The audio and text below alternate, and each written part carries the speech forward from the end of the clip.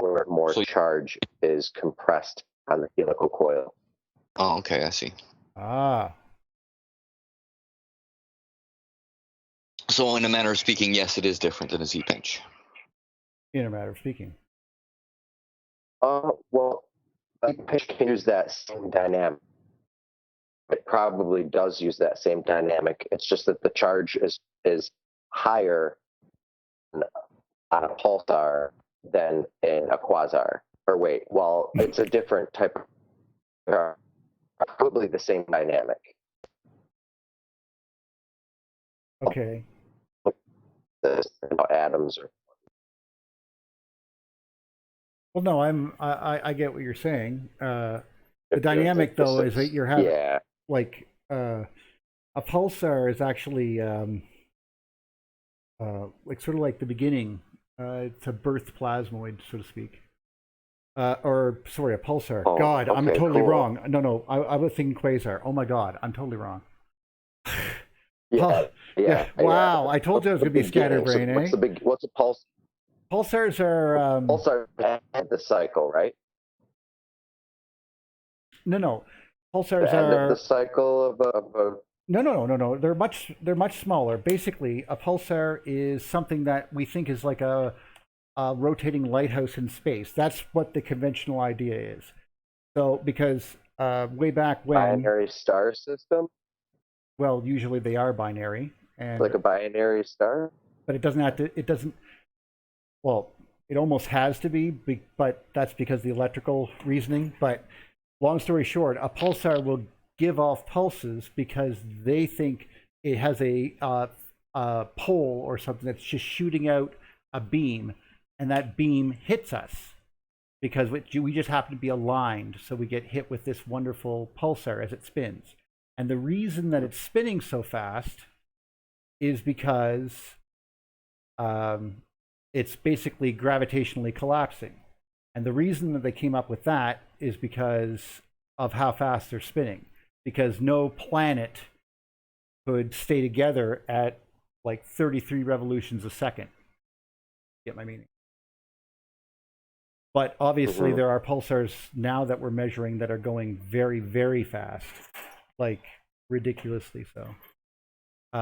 Well, there's one right there. They were just showing it on the screen here. A pulsar that spins 707 rotations per second, or 42,000 RPM. So yeah, that's crazy. Nothing could technically stay together at that speed, or that's the thoughts.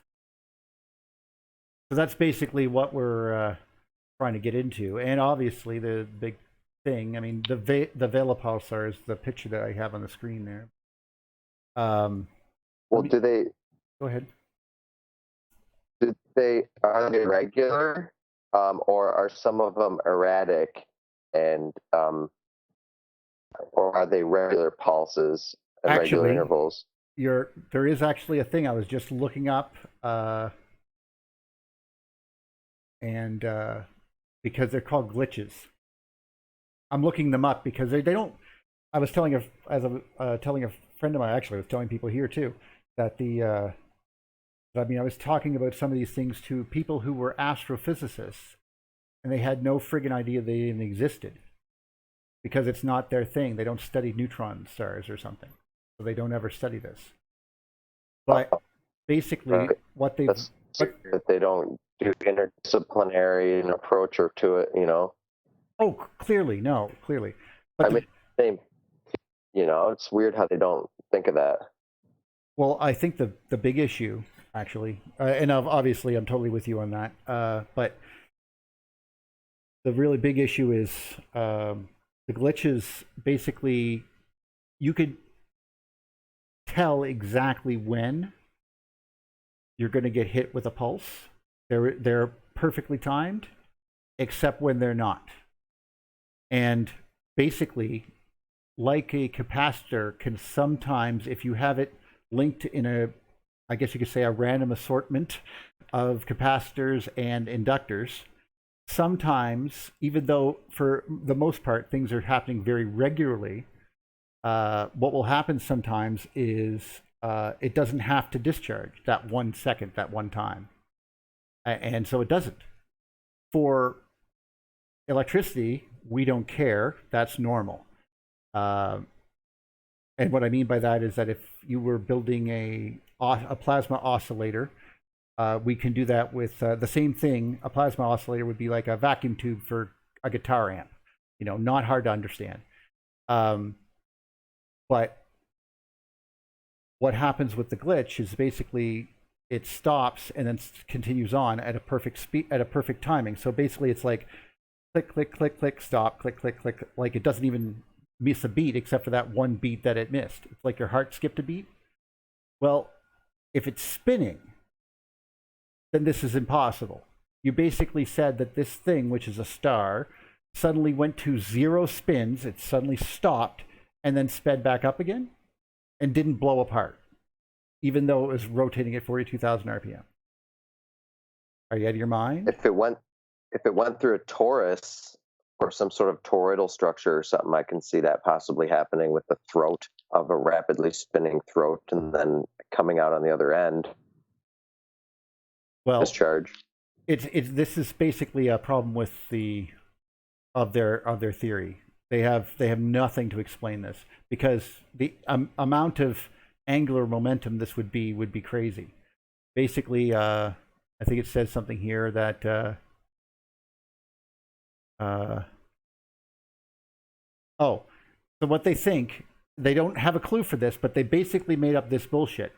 It is thought that the resulting increase in the pulsar's rotational frequency is caused by a brief coupling of the pulsar's faster spinning superfluid core, and I should use air quotes for that, superfluid core, and so it transferred angular momentum from the core to the surface, and that's what caused all this. But they have absolutely no evidence of this, and I mean, besides, they just made it up, basically. They also think that maybe they're made of dense nuclear matter, like even denser now, because they have to be, otherwise they'd fly apart. See what I mean? Like it's just some people horrible if-then statement. Some people theorize that they're a type of language from an advanced civilization communicating from one galaxy to another. That's what we thought when we first heard one. Like, that's what we honestly thought. They thought they found aliens. Yeah. Well, if you think about the sun wanting physical touch and not wanting to be alone, and it has a bunch of friends in its galaxy. I don't often think of that, but it's good that you do. Or if you think about like a galaxy wanting to connect to another galaxy and communicating, it would probably be like a galactic language. And thus, this is why we thought it was so important, and we put it on the satellites, or we put it on Voyager and sent it out to space, thinking that, oh, the aliens will definitely recognize this, because there's a larger language to it that we don't even know. And maybe we can understand, or maybe it already is known, and it's a basic. Oh, Mike's here. Sorry. Go ahead, buddy. It's a basic geometric construct. Like the electric universe geology or geometry, there's basic fundamental first principle geometries that can allow for this type of opening and closing inside of Z-pinch like structures. Actually, that's bottleneck type structures. I've been meaning to say that because you mentioned this a lot, and something that popped up into my mind was one of the talks from Velikovsky, and I don't know if it was Bill Mullen. I unfortunately do not know. It could have been any one of them, and I just feel bad just saying that. But the argument was that the top of the world, where the magnetic hole is, and it basically leans out of the planet and towards the sun from the North and South Pole, if we could imagine that. Well, obviously, it's very cool if that's why in Africa they would tie themselves to a pole and stand there in the desert for like 15 hours until they passed out, because they were imitating that, and they put it into their chest with knives under their skin, and until they broke it off themselves, and that was a proof of manhood or something. Anyway, the point is that they occasionally would open and close. According to that, would look open. It would just look like a thing that would open and close in the sky. I often wonder if, I just wonder what that would have looked like, because I thought it would look kind of flowery, but it would be responding relatively quickly. Anyway, I'm sorry to get off the pulsar topic, since we have a really good picture of it here. You can even see the jets on the front and back, and if you notice, the jets are not the same on either end, because that makes sense. We should have a north and south pole, right? So, but you can see the double layer. Well, there's right a there. preponderance. Yeah, it would be. Is there a would there be a dipole to it and a preponderance to it, and that's what keeps it stability, because these stabilized all of the byproduct of Euler's and there's a really good that I'm at least. You're breaking up a bit, so a byproduct of. There's a really good video that I'm about to the view that has to do with interscalar biology. If you type in interscalar biology, I can't see your screen, unfortunately. Don't worry about it. I can type Neil. it in. However, but what this is this is describing. There's a video that these guys produce, and interscalar, the new science of life. Is that it? Yeah. Euler's number and what it has to do with life. Mm-hmm. And dude, the numbers are incredible on the scale that will blow your mind on this video. But quasars and what are the other ones? Pulsars. That's what we're talking about. Pulsars. Oh, you mean plasmoids? That's a bigger category. Yeah, plasmoids too. Most likely, a pulsar is a type of plasmoid. All of these type of structures are larger type plasmoids, right? A pulsar would actually have a physical body.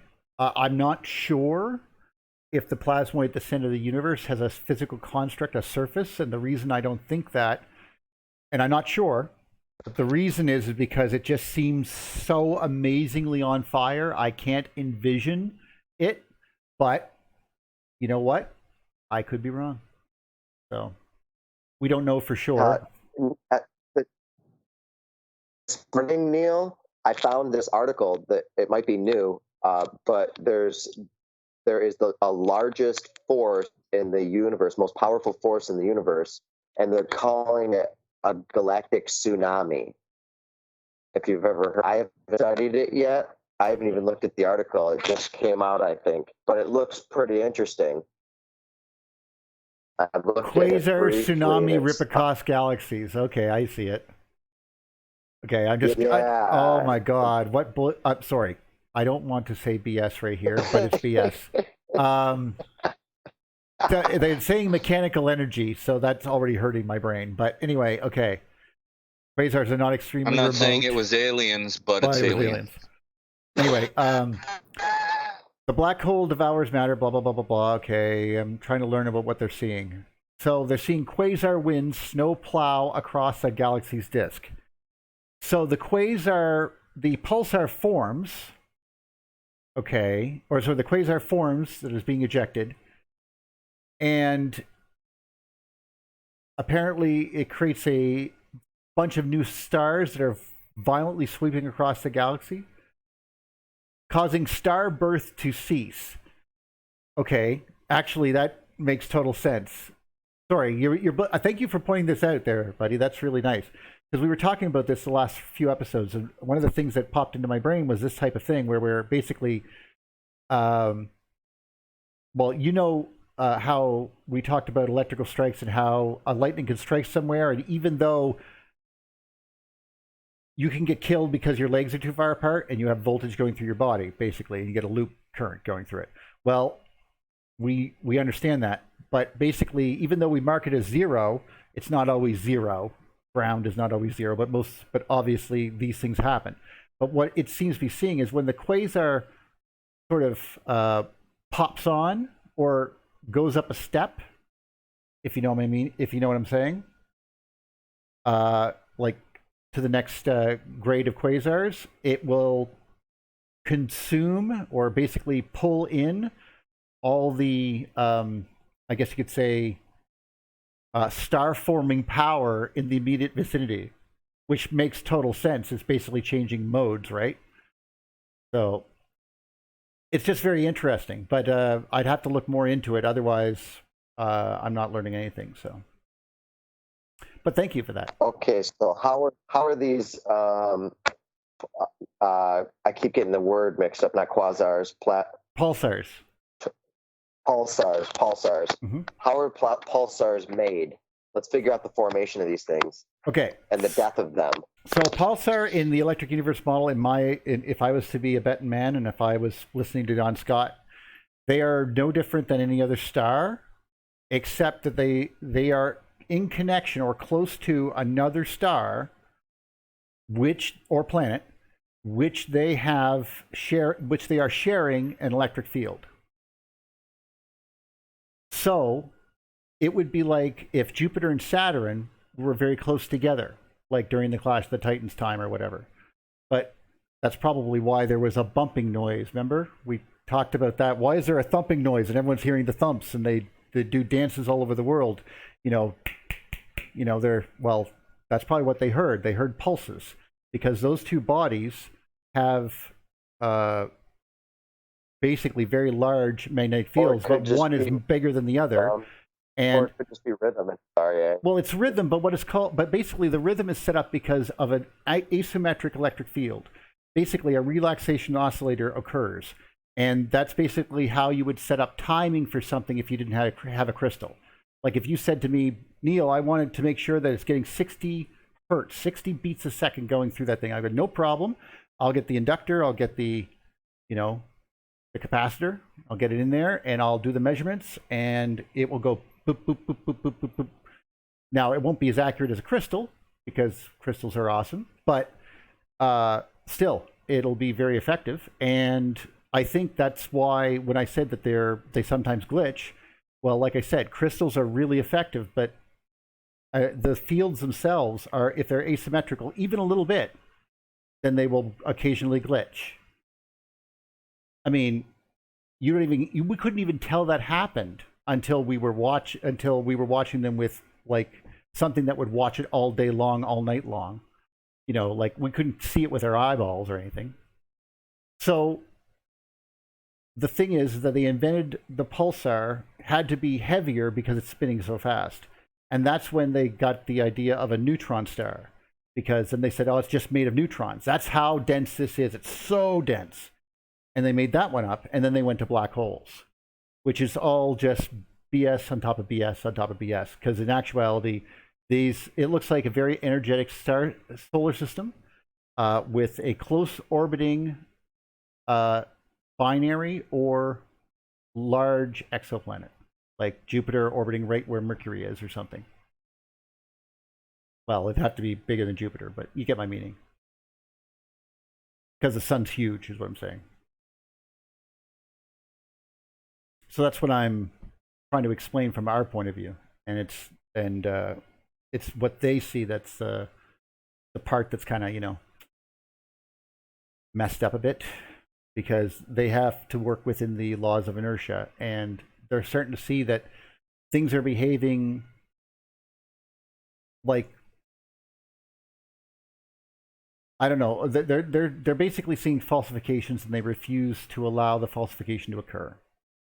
Yes, solidness requires density, but you can also get dense magnetic and dense electric fields that are not, and that's why I was talking about the pulsar or the quasar at the center of the not quasar, the plasmoid that they think is a black hole at the center of the galaxy. I just don't think that if a star was there for any length of time, it'd be ripped right to pieces. You know what I mean? Like, that's my thoughts. It would be, the top of it be ripped right off, like every time it went by it. That's assuming it could even live. So Yeah, I was just saying that when you go in for gravity, you need this mass of solidness. It has limits. yes, Where if your other doesn't, the field doesn't itself. no. You can have a field density, great, but it doesn't matter because it's not going to be ripped apart like they're thinking of solidness is. Well, yes, and of course they have to freeze in the magnetic fields, and that's why everything's pulling, and that's why there's jets and all this blah blah blah. But if you realize that this thing's being literally, it's the center of two Birkeland currents on either side of it, which are powering an entire galaxy. And there must be a collection in there, like not just the very middle one is one, but there must be a bunch of them around it too. And that's what we seem to see when we go in there. And they're trying to, become equidistant from each other. They're trying to align themselves. They're trying to make the flow as efficient as possible. But, this is my habit of talking about this like they're alive, but they're not, obviously. Oh, well, unless we want to have a conversation on whether or not God is thinking or God is the universe thinking, and this is just a dendrite doing dendrite things. But obviously, if we had dendrites that were making that much powerful electric field and magnetic field, and they had that much current flowing through them, well, we'd explode. But so can't really argue for that. What I don't get fractions? is that you don't get fractions. No. Okay. Well, no, when I was a kid, but I had a hard time for fractions until I got it. But anyway, they say that we have frozen magnetic fields, and then it's kind of like they deny that you have to have a running current in order to create the field in the first place. Right. And how does this work in their minds that it's on when they need it to be there? And the Big Bang made not. everything. The Big Bang made everything. It's called God did it. That's the answer. I hate to say it, but it feels very much like that. Yeah, but if the magnetic lines are frozen, then the stars are moving around. They're going to get away from those magnetic lines. You can't have as soon as you need. No, it doesn't. No, it just doesn't work. You're absolutely right. No. It has to. I mean, if you think about it, it has to adjust. It must electrically respond to all of these factors every time something happens. And it's not like these factors are really strange. I mean, we study them and we build things with them. It's just when they're sitting there going, huh? Like they basically have an idea that is contrary, I guess, to the that's what they're seeing. Basically their beliefs are being being falsified by their data, but they don't want to say that. That's really basically all it is. And I'm not trying to be rude about it, but this is really something that people should really catch on to. It's not that hard. It's not rocket science, it's not. These people are very intelligent people. I give them credit for doing things that I couldn't do. I mean, it's tough work, but as we've gone through it before, and it ends up going right down to the individual has no say. It is the group mind that is moving forward, and I'm pretty sure that the Big Bang was some way of making sure that all these Christian scientists could be put under their purview, if you know what I mean. Oh yeah, it was created by. It's a soft pill. That's what it is. It's basically, here you are, enjoy this. Is this good for you? It's good for me. All right. That's what it feels like. This is going back to sleep now. This is going back to what Duffy was talking about, complications, and they actually made atomic theory and bonding in order to prove how old the Earth was before they. It's really a proof of how old the Earth is. That's what it's for. It's not like they created it generically from the ground roots up. They kind of like went backwards towards it. Said, "Oh, we want an old Earth. This is how we can make one." And now that the bonding of the atomics has been disproved through transmutations. Well, They really don't have anything. well, you've heard the argument from Fomenko and the Russians there, where they say history was basically rewritten during the Reformation, and that's the argument basically. And they have these statistics to prove it, and I'm fine with their argument. But their evidence was they want to make the church eternal or feel eternal. And there is a sense to that. Like basically, it's always been here and will always be here type of feeling. But that's what it kind of feels like when you're dealing with Big Bang. It's like, oh no, we must respect the magical dropping of the apple by Newton 400 and some odd years ago. Well, yes, we should. He was a brilliant man.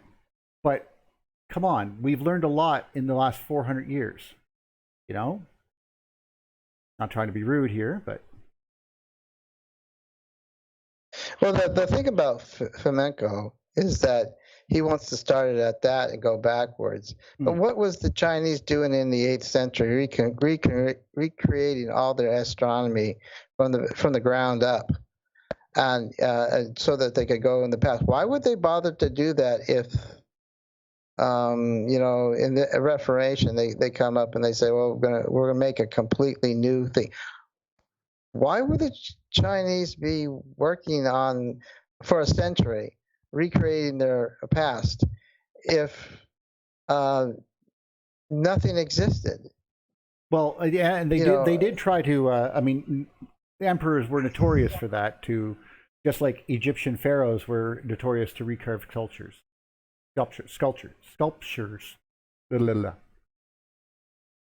Well, I mean, you could say the Babylonians did the same thing in the 8th century before the Common Era, when they started to make a new beginning, a new era of the beginning of civilization in 747 before the Common Era. So, you know, there's and the Chinese are well known for having destroyed all their books and stuff at, I forget, it was the 3rd century or something, whatever. It doesn't matter what the era was. He wanted to become the first, the beginning of all civilization. So it's nothing new for that. Fortunately, one guy had his complete memory, and he reconstructed it from the beginning, from his memory. So that's where they get one guy. Wow. For the whole thing. So well, actually, that's the same that they did out here with the Reformation. Yeah, but they're forgetting that. No. What I meant was is that in that particular time frame, we basically this guy, if I'm not mistaken, his name was Scaliger.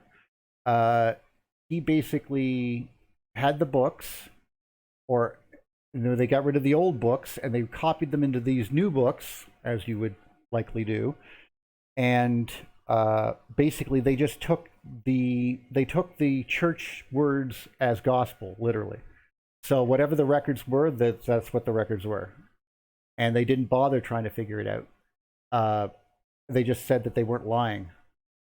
But as we've discussed much on this channel, I mean, they must have. We've talked about the comments and everything else. They must have seen these, and this must have freaked out populations more than once.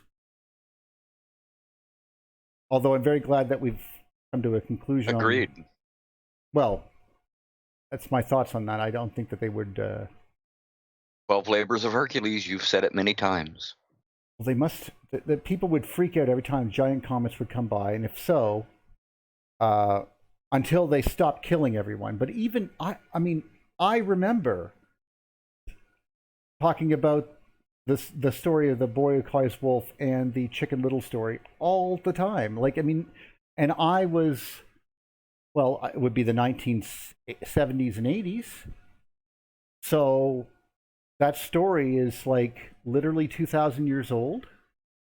We had to make a story up to make fun of these people, literally, so that we would stop doing it. It's like we make fun of flat earthers for the same reason. Well, they did that in the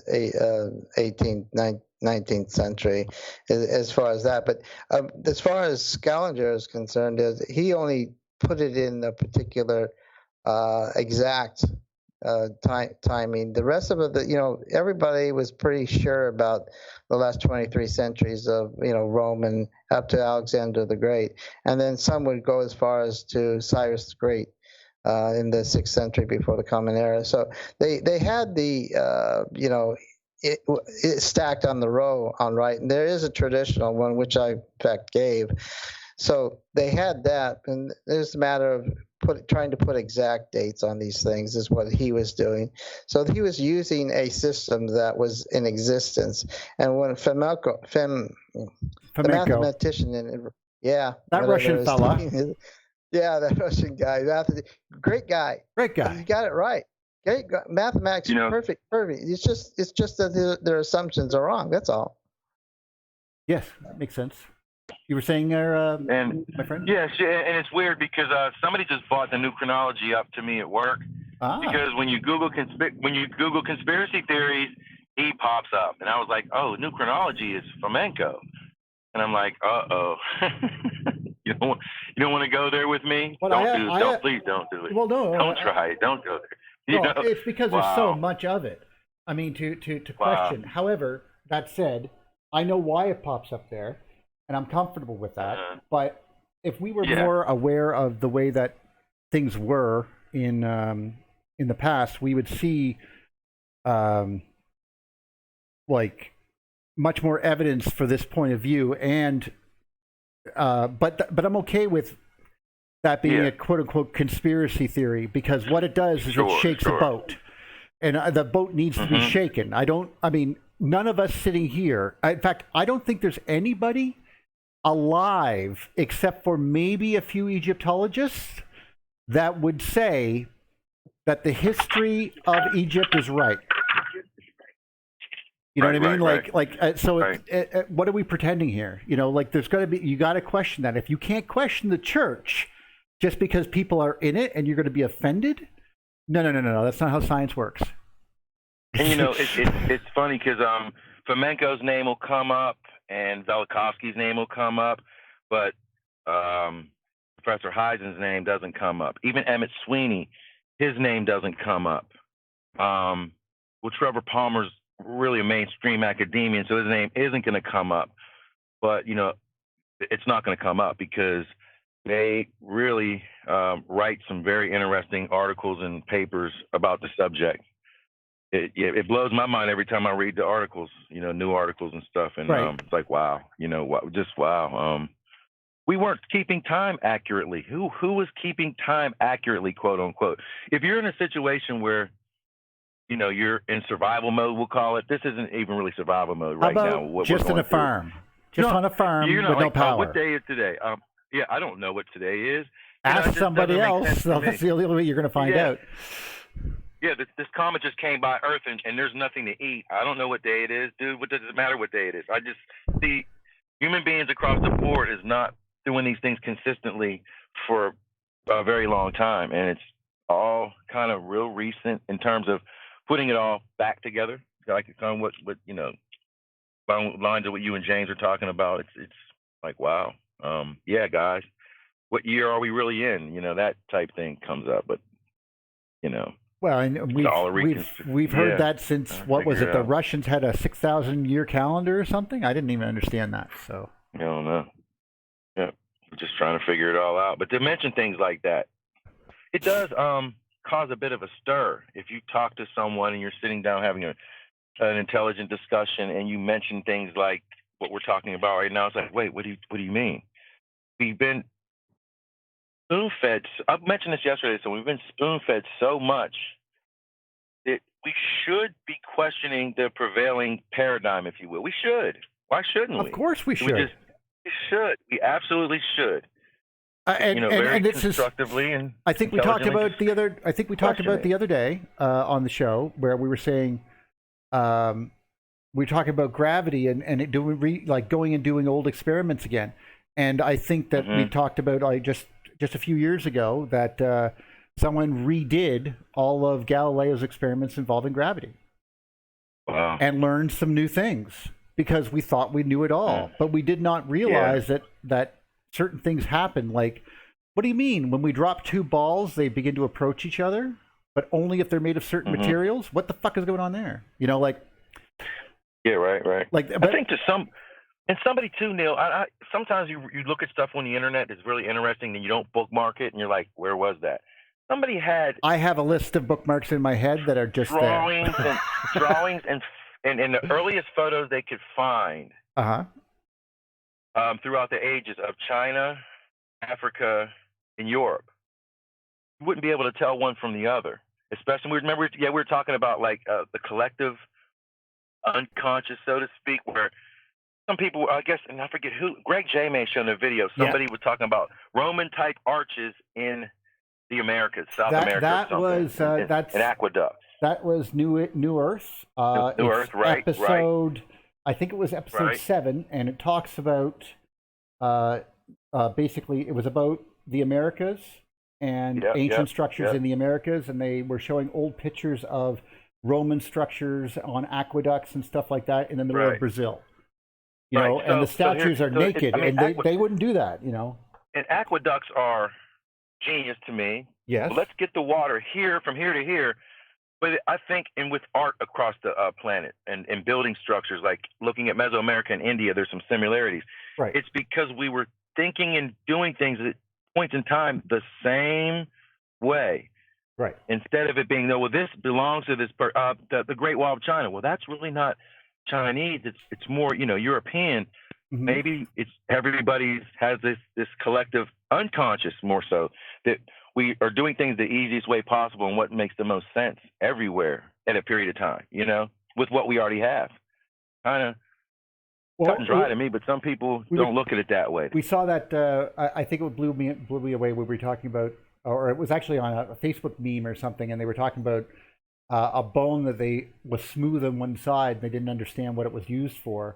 And a leather tanner said, "Oh yeah, it's a thing for getting the pores out of leather." And it's a bronzer or banzer. I don't know how to be. It goes, the plastic ones will break, the wooden ones get chipped, metal ones will eventually tear up the stuff. So the easiest and best one to use is bone. And it's like, so what you're trying to tell me is that Neanderthals 50,000 years ago have been using the exact same thing that you're doing today with the exact same material. Yes. That technology has not changed in 50,000 years. To think that we had technology 50,000 years ago, it's only a bone, but it worked.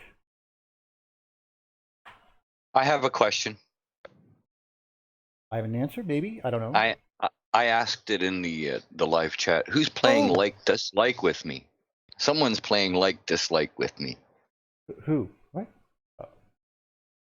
You know, the thumbs up, the thumbs down?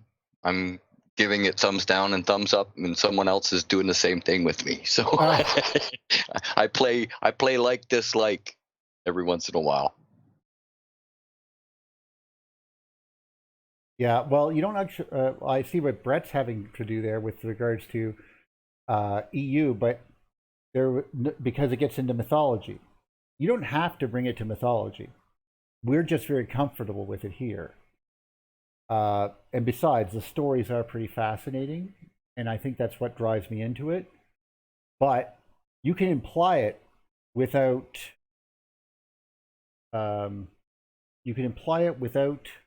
What's the word I'm looking for?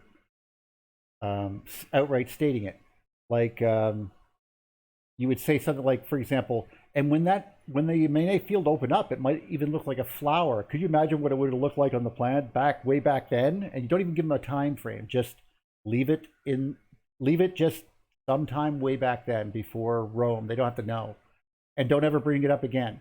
And then later, when they're looking it up, someone will mention Velikovsky or something, and they'll have a piqued interest, and they'll go, "But my friend was talking about that."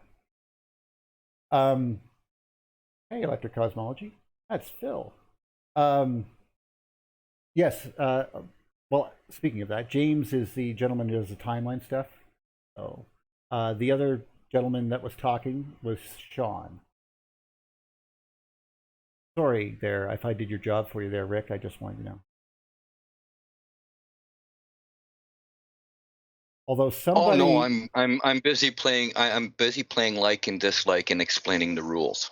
somebody on the, I can't remember. I know I don't want to say their name because I was wrong, but they seemed to put something that was less than nice on my thing about my father. I thought was weird, but I just turned it off, and I didn't want to deal with that right then. So you know how it goes. It's been a tough week. So, but it is true. I am doing this because of him. He had a grade. Oh my God! Don't ever say that. He has a grade 6 education. So, but obviously he's the guy that got me into everything, right? So he's like, you're gonna learn all about Albert Einstein, Neil Armstrong, and James Tiberius Kirk. All right, sure. Yep. Knowledge is not wisdom. Oh no, it's just he was fascinated. What the hell are you about talking something. about, Rick? Yeah, but No, I'm just saying book knowledge is not wisdom. Like only going to grade 6 doesn't mean that you don't have wisdom.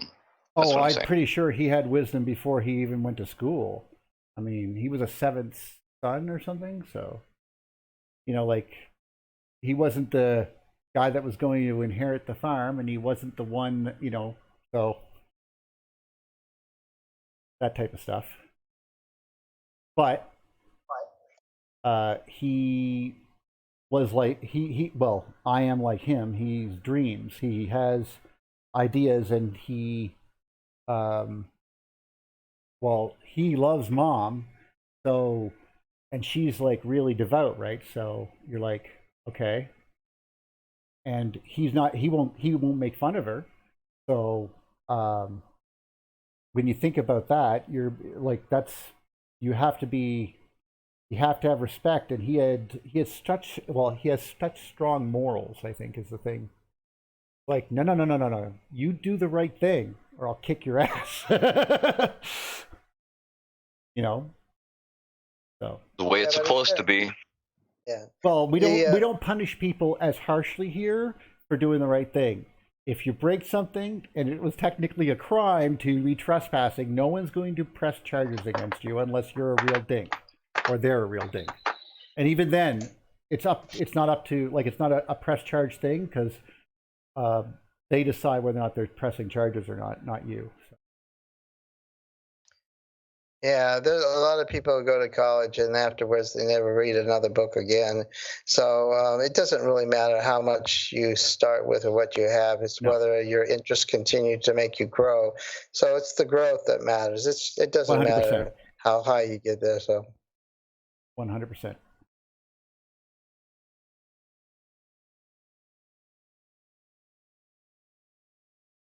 we were on Hey, Quasar, weren't we we? love you, Neil.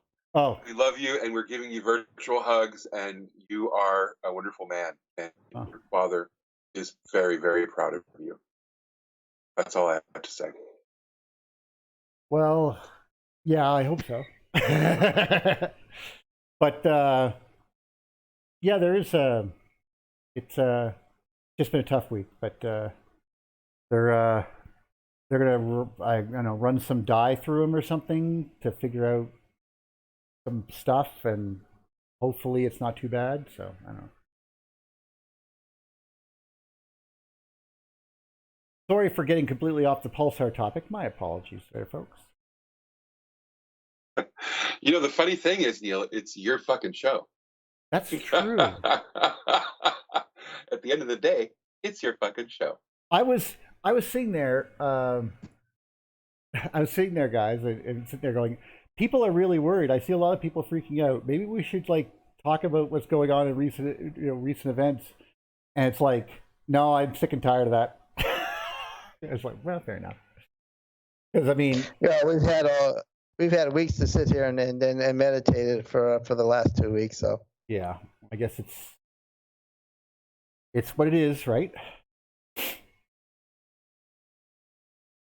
I'd like to think that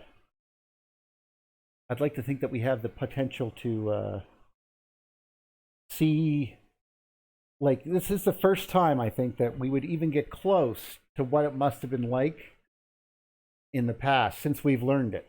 See, if you were in 1918 and you had the Spanish flu, you still wouldn't have a clue what's going on. No matter what. But if you think about it, the situation becomes we have the ability to see what the past was like and how every time these things, this is just a friggin' bug, and it will change a lot of things about us, what we do and how we function. And we've gone through this before. When Venus came through and stuff like that, or what was it in China? There was a wall of, it was a green fog that just came over the mountains and killed everything it touched. You know, like, so we should be happy that it's this, in a way, sadly. And still, people think it's planned. Yeah, They're like, they really have no one to trust. It's very scary. Yeah, I just read some article that a guy from Kansas who actually lived through it said that it took them for 4 years to get back to some kind of what we consider normal and congregating together. But I don't think that's true for the big cities. I mean, you're forced to be close to each other in the cities, but in Kansas City, apparently different regions are going to have different reactions to this, and it's forcing everybody to reassess their living conditions and what they want to really do with the rest of their lives. So well, it's plus, interesting. I mean, I'm not saying that I don't know how it's going to change us. The only thing I know for sure is that this whole everything's fine, keep going, everything's fine with your blindfolded while walking towards a cliff is what it feels like sometimes, and having no one to sort of like grab that, like no one to watch it. I hate to think that way, but like we thought that certain things would do it, but this is happening in different places. Like obviously, no one like here is freaking out. It's not populated. Rick's having a different time in Toronto, but I know that watching America go, it's all great, guys, don't worry about it, to it's all a hoax, to holy crap, no, it's like not. And then of course realizing you need to help, like how are you going to help people? And when everything has been provided with a and I shouldn't be saying that because obviously there's a lot of awesome volunteer stuff and community organizing that goes on in America, so I'm not trying to say that, but like, well, what are you going to do when you have to work together? The trouble is, I can't trust two corporations can't work together because they don't trust each other. They'll be constantly trying to screw each other over, which is exactly what's going on. Everyone, we're going to sell you a bunch of stuff. Okay, we're going to buy it all, and then we're going to sell it back to you. What? Yeah, because we're assholes and we're rich. Like, who lets them do that? I would just be like, okay, we're going to have to round some people up or something. I don't know. We need to get some horses together in a posse and go arrest some bad men. Take them off to the sheriff's department. What's amazing is in the context of living in this country, you can see how it is a continuation of the lies that we've been telling ourselves for a really long time. Yeah. It's been one deception that we've believed over another. It's the get along, go along till you get along, fake it till you make it. Don't tell anybody about the second mortgage you just took out on your home. Don't tell anybody that your car payment is 5 months behind. It's the deception and the lying. We're all a part of it. We are all part of the pretending that we have a life that we don't have, pretending that we have status that we don't have, pretending that we have wealth that we don't have. And now, what you're trying to tell me is that we're all fronting. We're all fronting. Yeah, we've all been faking it, and now our chips are called in, and the reality of just how desperate and ill prepared we are to function as a country is being laid bare. It's obvious to anyone who looks that there is no trust, there is no togetherness, there is no we the people. It is, it's the Lord of the Flies. And I mean, it's the Lord of the Flies in the context of a lot of wonderful people who are working really hard. But the emergent dysfunction is really kind of a Lord of the Flies idea where, fuck you, I got mine. Don't bullshit me. Don't lie to me anymore. I don't trust you. I don't want to be around you. These ideas are what blows my mind. It's the mindset of an empire in collapse. This is historically absolutely how it happens. It's the division went from within, and it's the disillusion of truth, the disillusion of reality, the lack of trust in. I'll be honest with you. I don't want it to get too. I fear getting too political because I realize I'm one of many, many voices. But this one voice says, once in a lifetime, the universe offers us a solution to our problems, and we choose to embrace it or we choose to reject it. Every single thing that the Sanders platform has stood for and believed in would be invaluably helpful at this time, and yet we fear the solution. We fear the answers. We fear the overcoming of problems because we have been trained to believe that solutions to problems are not attainable. This is the way it is. You can't do that because of that. You can't do that because of this. Who says that? Like everybody. It always seems negative. The people who benefit from the way things are say that. Well, there is obviously, a whole group of people for whom things are wonderful right now. And that is the division of the classes. That's what happens when you have wealth distribution imbalance. You have a very small people who have tons of power and wealth. Let me change something for you, by the way, my friend. My friend, let me help you so that we're not feeling political. Instead of thinking of Bernie, we just go. Help me, please. For God's sake, every single thing that you said would apply to FDR, for example. He had a goal. And he had to get the country out of a depression. We had a more naive populace then, though. We had a clarity about right and wrong and black and white that we don't have now. Well, and that's the thing. You guys lost that. Like, you guys have Memorial Day. What's Memorial Day to you guys? I'm just asking. Money. Money is moral. Money is speech. Money is Memorial people. Day. Money is everything.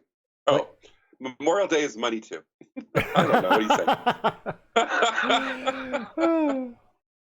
No, I was just wondering what it's a 3-day weekend is what it is.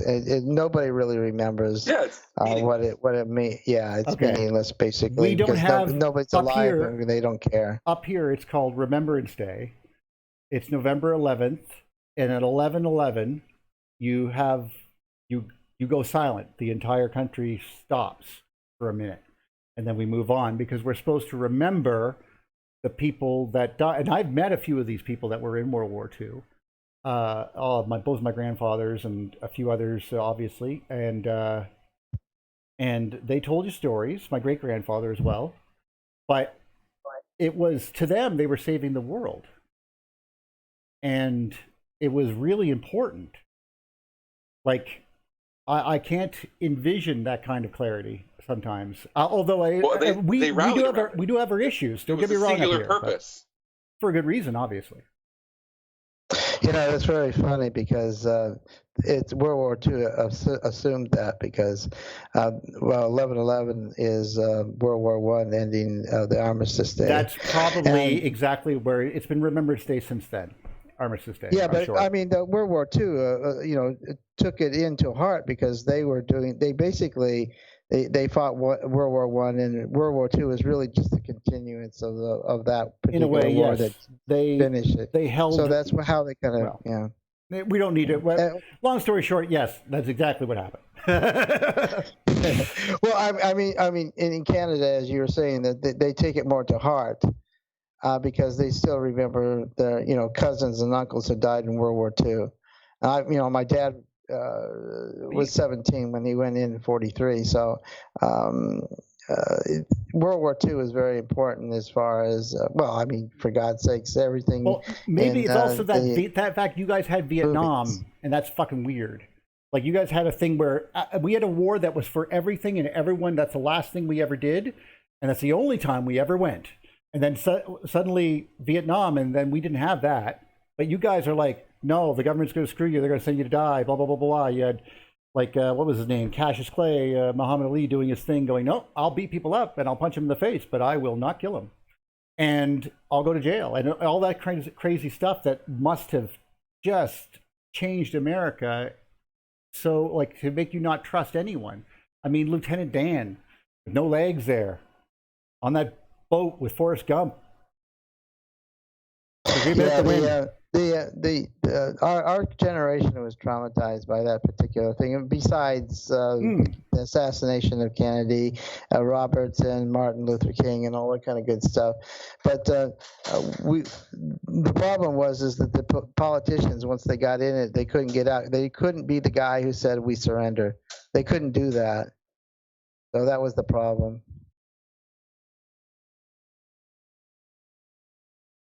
Well, it's the idea of being a loser and being a winner, and I don't like that at all either. Like, you win by cooperating most of the time. I mean, that's what what was that guy, A Beautiful Mind fella came up with that when he was like, no, if we all get what we want, isn't that better? Right? It's like, because that was his general theory, if I'm not mistaken, regarding economics. But I think about things like that. It doesn't mean you can't take away the freedom, and people need to be able to, create businesses and do whatever they want and think of that thing. But obviously, there's this system where you're hitting now with largesse, and it's like, wait a minute, you have how much money? Like, what? Like, don't get me wrong. I mean, congratulations, you've won life, but what are you doing with that? Pulsar. Yeah, well, the Chicago School of Economics, who put out this flat Earth crap, that manufacturing, you could go over there and over there, and you could do we get cheap stuff and all this nonsense. It's coming home to roost because China has the capacity to make all the stuff that we need right now, and they have no particular reason to hurry up that shipment over here, despite the fact that our healthcare workers are going to get burned out soon, and then the whole thing will collapse and things will go all to heck. And if they don't send those supplies that we need, that we didn't plan for, because someone was trying to save a penny. Right. So the whole edifice is going down into I don't know, help. Well, suffice to say, I feel you. I'm a little concerned. I worry.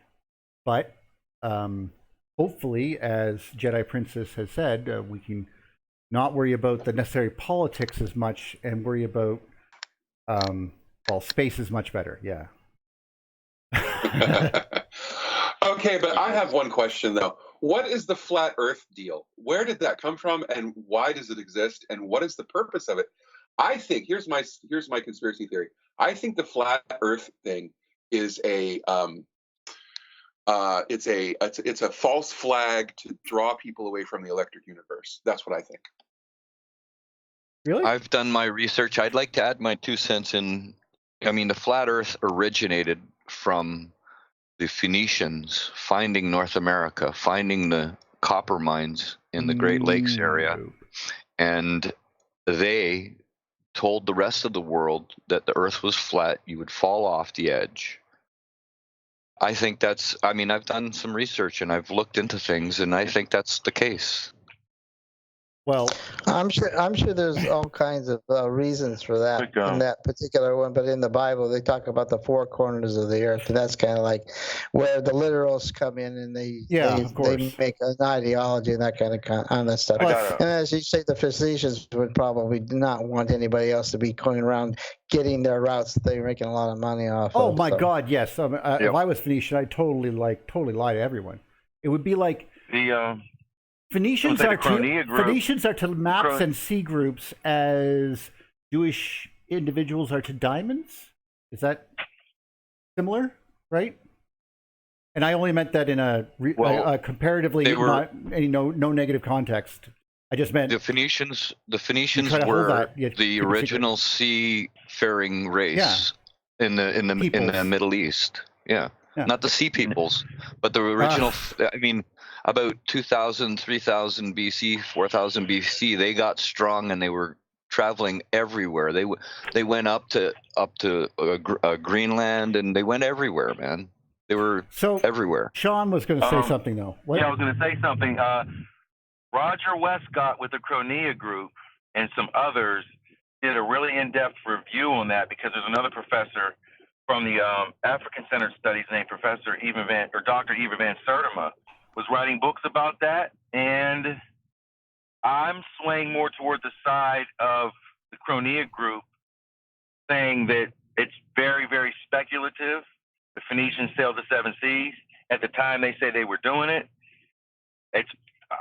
I'm on the side that says I don't think so. That's just me. I mean, Michael dug those papers out for me specifically because I couldn't find them, and I was like, I really want to look at this. And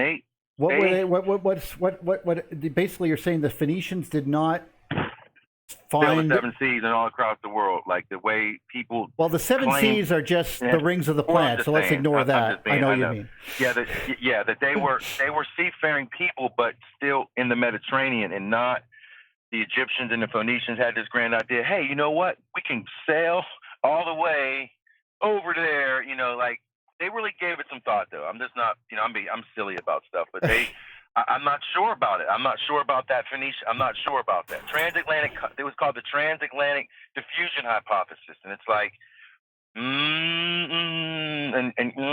yeah, that's a toughie. That's a toughie. I think it deserves to be looked at again. I think it deserves to be looked at again through some very critical eyes, because Roger Westcott was no joke. I mean, he wasn't a slouch. In the late 1890s. Nor was Dr. Van Sertima. That's why they put so much effort into it. Like, wait a minute, if Dr. Van Sertima's saying this, you know, we have to look at it and let's be objective and let's sit down and let's see, you know, if it's plausible or if it's, you know, we'll just call it a legend, if you will. Just to bring it up. Well, okay, I know what you're saying then. The Smithsonian Institute in the late 1800s, 1890s, in fact, late 1890s, they dug up a mound, and what did they find inside this mound? They found a little box, a little wooden box, and inside this wooden box was a statuette kind of thing with a figure carved in the center of it, and around the rim of it was ancient Hebrew, aka ancient Phoenician. I know what you're talking about. No, I know exactly what you're talking about. Yeah, and that was my only issue with the whole 2,000 thing. Years was old. The Phoenician that they found inscribed on a stone was really straight, meaning it looked as almost if, you know, you had a piece of regular note paper with the lines on it, so you could make it really straight and precise, but there was no lines there.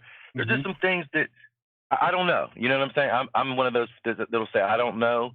I have to pull that paper out because they really did a thorough job in doing a secondary analysis, if you will. I'm not convinced, me personally. I'm not convinced, but it's possible to go from, you know, heck, from Spain, you know, all that, from the Mediterranean to you know, America is not impossible. Well, it's not inconceivable that these peoples were traveling along the coasts of Europe and Africa, and then a storm comes along and blows them out to sea, and then all of a sudden they're caught in the trade winds and they're forced to go to North America and South America.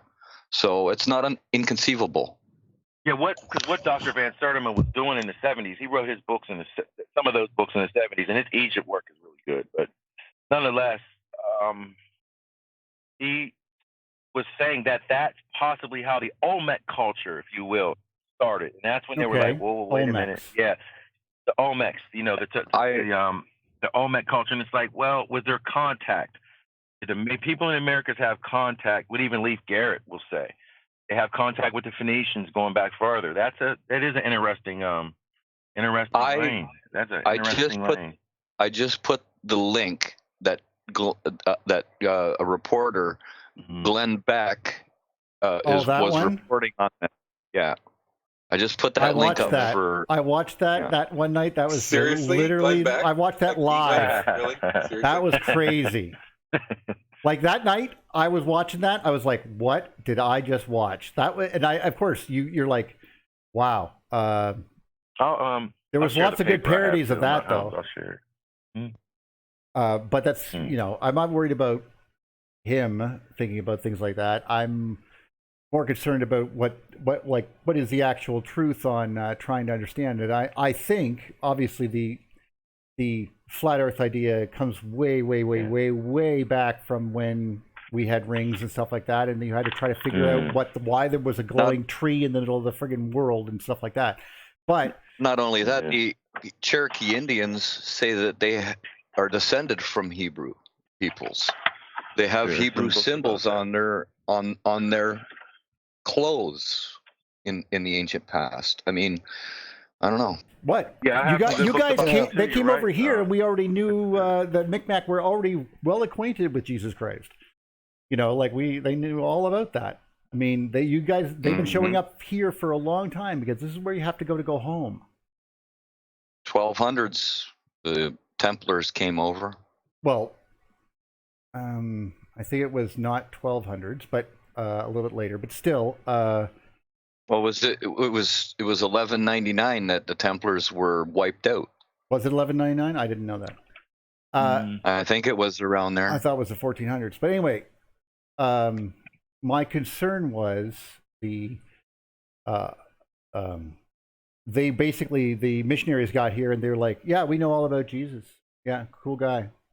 The Phoenicians told us about it. They actually have drawings of all these people that showed up, and you can see the drawings. There's like Phoenicians, Romans, but it makes 1291. sense. There you go. Because there was a freshwater, the fresh water comes out right at this particular place. That's where you'd fill up in the boats, and then you'd sail across the ocean when the wind's right. And that's how it worked. It was a good idea. Well, I mean, they've been trade all around the world for about 5,000 years, or even before King that. Solomon's mines, But I would not consider them Phoenicians. I mean, we're talking about people that are come from Tyre and Carthage and that kind of stuff is my understanding. And the problem with that is that they talk about there's a Greek list of naval power nations at the time, and they put that they utilize their synchronization with the fall of Troy. Of course, they put that in the 13th century. So, of course, Troy fell. Troy fell in 747 before the Common Era. So they've got even there. Wait. Wait. During the last, no, I didn't. So the last flare up of Venus was around that time, and that's when Agamemnon decided to go kill those people. That's when it all ended in 747 before the Common Era. I wonder. I really do wonder if I wondered if quote unquote Lucifer had anything to do with that. Well, the comet Venus is not the planet Venus. That's what my contention is. The planet Venus is not the comet Venus. Right, I say what? Yeah, with incredulity, and I only requiring you to therefore prove it to me. Well, the Venus tablets say that something interfered with Venus, the planet Venus, and moved it around a bit, and then it went back to its normal everyday planetary orbit. Well, that's the comet Venus interacting with the planet Venus. That's cycle T. That's basically what I put down there. So that's the whole thing. Everybody believes that the comet Venus is Venus, but it's not. It's another body. Well, I mean, obviously, it's still called the morning and evening star. So, and the planet it did flare up and did try to quote unquote rival God for its brightness, and then it was struck down. Whatever. No, I just meant in the grand whole scheme of things, the story. as it were. So that was when it lost its tail. It was over then. Basically, it changed modes to glow mode, and it was done. From glow mode to dark Well, except mode. when it came around as comet of 1577. Yeah, but I don't think that was actually Venus. No, it wasn't the planet Venus. It was the comet Venus. Well, you're just basically saying there's another comet, and I'm okay with that because pretty much any flying rock is a comet, and there's lots of them out here. Lots of planets get the chunks blown right off them. That's what I'm saying. So I know, but I'm saying to you that there was another body that was not a planet, but a very large body like Titan. Mm-hmm. When it was a free satellite around, and it had a retrograde orbit. It did not have a regular orbit. That's interesting.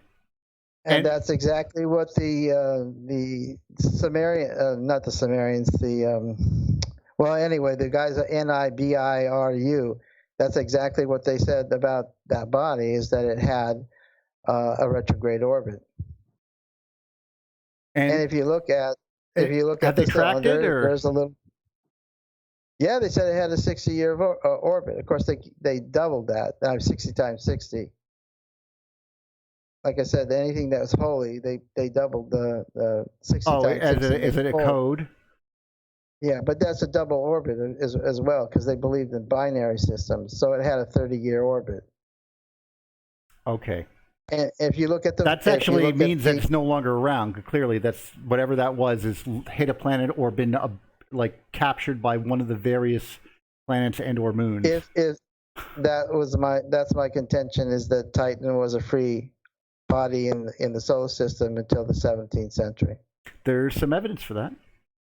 Yeah. And we talked about this earlier about how interesting it would be if we got a lander onto Titan in the year 2200 or whatever, and they go down, they find a human bone that was blown off of Earth when this thing passed by and just got landed on that planet, or they find a whale there or something, you know. Or maybe something akin to the star formations, but maybe a different thing. Oh, I'm not even talking about that. The moment you start getting into actual constructions, I've lost everything, because then you're really going with aliens at that point. No. The star formations are caused by the shock waves that the two of them came together, Sorry. And so they would have natural. It would look like it probably is not a star formation, but it's probably on Titan. But it'll be something. Titan has a very thick atmosphere like Venus, and it might have a lot of hydrocarbons, so that could also, that could. It also have the same kind of water composition as the Earth and Saturn, and it. And in fact, all of the Mars, Venus. That just means that Saturn has dumped water in all of them. That's probably what it means. Yeah, it was while it was inside of the canopy of Saturn's system itself, that it all rained the same kind of water on it. Every time that happens, I want to throw up a little advisor. If you would like to know more, please click on this one for this guy's timeline and theories, this one for this guy's timeline and theories, this one for this guy's timeline and theories. Which I know it sounds like it might be painful, but actually that's good science. Because if we agree, we're probably wrong. Like I've said, if everyone sits down and agrees, we're just full of crap. With the chronology, yeah. In the 13th century, 1289, I think, is when the T cycle came in. It moved the planet Venus about. But Venus has a really stable orbit now. In fact, very circular. Yeah. I wonder why that is. I think it might be because it had so much charge. That's basically the charge is what neutralized its orbit, because there's more pressure put on it to stay where it is, and it can, if it has more charge, it can lose it. It also has the switchback retrograde or that is weird too. Yes, which probably has something to do with its pushing on its orbit as well. I do. I think you're right, Tess. I think tons of things were all over the place when it comes to moons and planets. I can, when I was growing, quote unquote, when I was growing up, there was only like 16 moons around Jupiter. Now there's like fucking 80, 90. Like, okay. So, and any one of those could like literally put a hole in the city. So, or worse. So I keep on thinking about Well, that. not only Jupiter has a lot of moons, Saturn has over 80, and it overtook Jupiter as the planet with the most moons just recently. Really? Well, the Allfather has the most. Yes, sir. The Allfather has the most planets, or the most moons. Who knew? Who would have thunk? Who would have thunk it? Yeah. Ooh, ancient Atlantean artifacts that contradict historical information. I see we're having a good time here. Is this New Earth? Oh no, it's someone else. I posted it. Oh, I saw it. Only because Rick asked me to. No, it's fine. It's pretty fringy, but there's some information. It's actually very long. I love pictures when it comes to this stuff because I mean. Yeah, it stimulates my imagination. Yeah. But there is some information toward the end about ancient megalithic stones that were found on Manhattan and New York on the islands of ancient structures that had been there that they destroyed and erased the evidence of really when they started building the bridges and the infrastructure for the city of New York. Now, and in fact, are you sure it's not just like I was going to say when you say megalithic, or do you just mean like Norwegian? Giant stones that are obviously have been carved for structures. Like one looked like actually a fluted column from a pillar that had been built into the foundation of the bridges as they were building them. Well, because they would have destroyed. Well, remember, there's also the argument that some of these buildings that we have in New York were actually Atlantean structures. I thought that was such an interesting idea. Well, do you have a timestamp?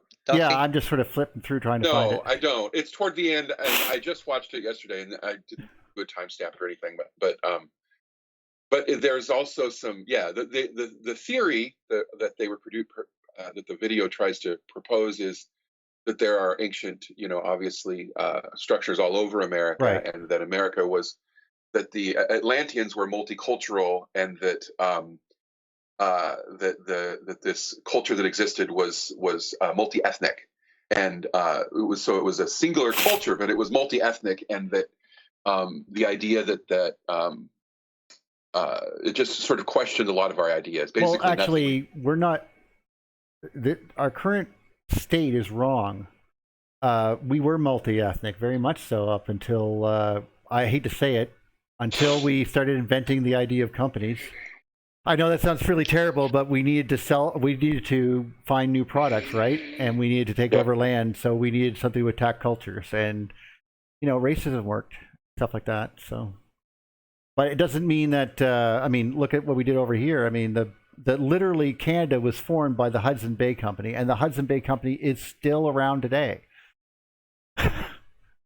It's like Zellers. Of course, it has a royal charter. Of course, it's still around. Of course, it's still that's around. What it was there to serve. It was to serve the exactly. royal and those people who had money. The advantage. Actually, what it did is it basically allowed everyone to wear furs. I mean, they just came over here and said, "Kill everything with fur on it." Okay.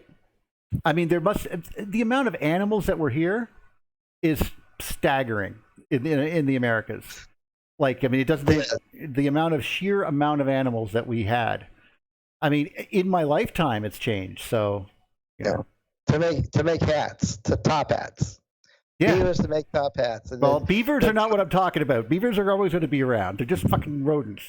They're beautiful rodents with big flat tails and buck teeth, but they're rodents nonetheless. I'm more concerned with like when they went in and was like, okay, we're gonna like the amount of pelts they must have went through, and they weren't eating the animals. I mean, they were just selling the pelts, and that's just, it doesn't seem holistic, and I don't mean to be some sort of weird, but there was a build it to last type of mentality, and you can even see that in some of the farmhouses and barns. Like there was a barn that was built in the it must have been late 1600s. And a guy at my work, there's only like so many of these barns around. and he's a professional at dealing with them. He's one of the few people that are left who know how to repair them. So whenever there's a problem, he goes around the country or actually the whole continent, because there's only like so many of these things. But they're built the same way as they are today, or just into, like right up until the 1940s or 50s or 60s or whatever.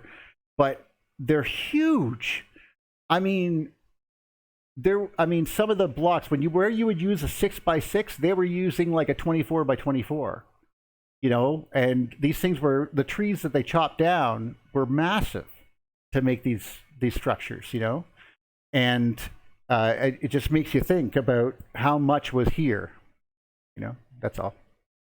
The megaliths in Montana, no. But the companies themselves are basically legitimized. Companies are legitimized piracy. It's what it is, basically what it is, and everybody. I was going to say, actually, privateers were legitimized piracy, but I get where you're going. Yeah, it's the same thing. But one's more military than the other one. The other one's just to gets the goods. I mean, the guys had maybe that's the origin of the Marines. Really, is that every ship had their own fighting force in case they needed to fight. That wouldn't surprise me. Or to keep their stuff. All right, I did not know that Montana had megaliths. Number one, there's a dolmen with look at that dolmen, guys, with the door on it. Here, it'll pop up on my screen here. I'll just link it to you down here so you can what copy. And then paste. There you go. But yeah. But look at that picture. It's like I did not know that Montana had megaliths, so I'm just impressed. And look how well it's fitted together too. Neil, I'm going to tell you a story. It's a real short one. Something about Brady. Every continent on the planet has megaliths. Every continent, including Australia. Rick, I'm going to tell you a story, and it might surprise you.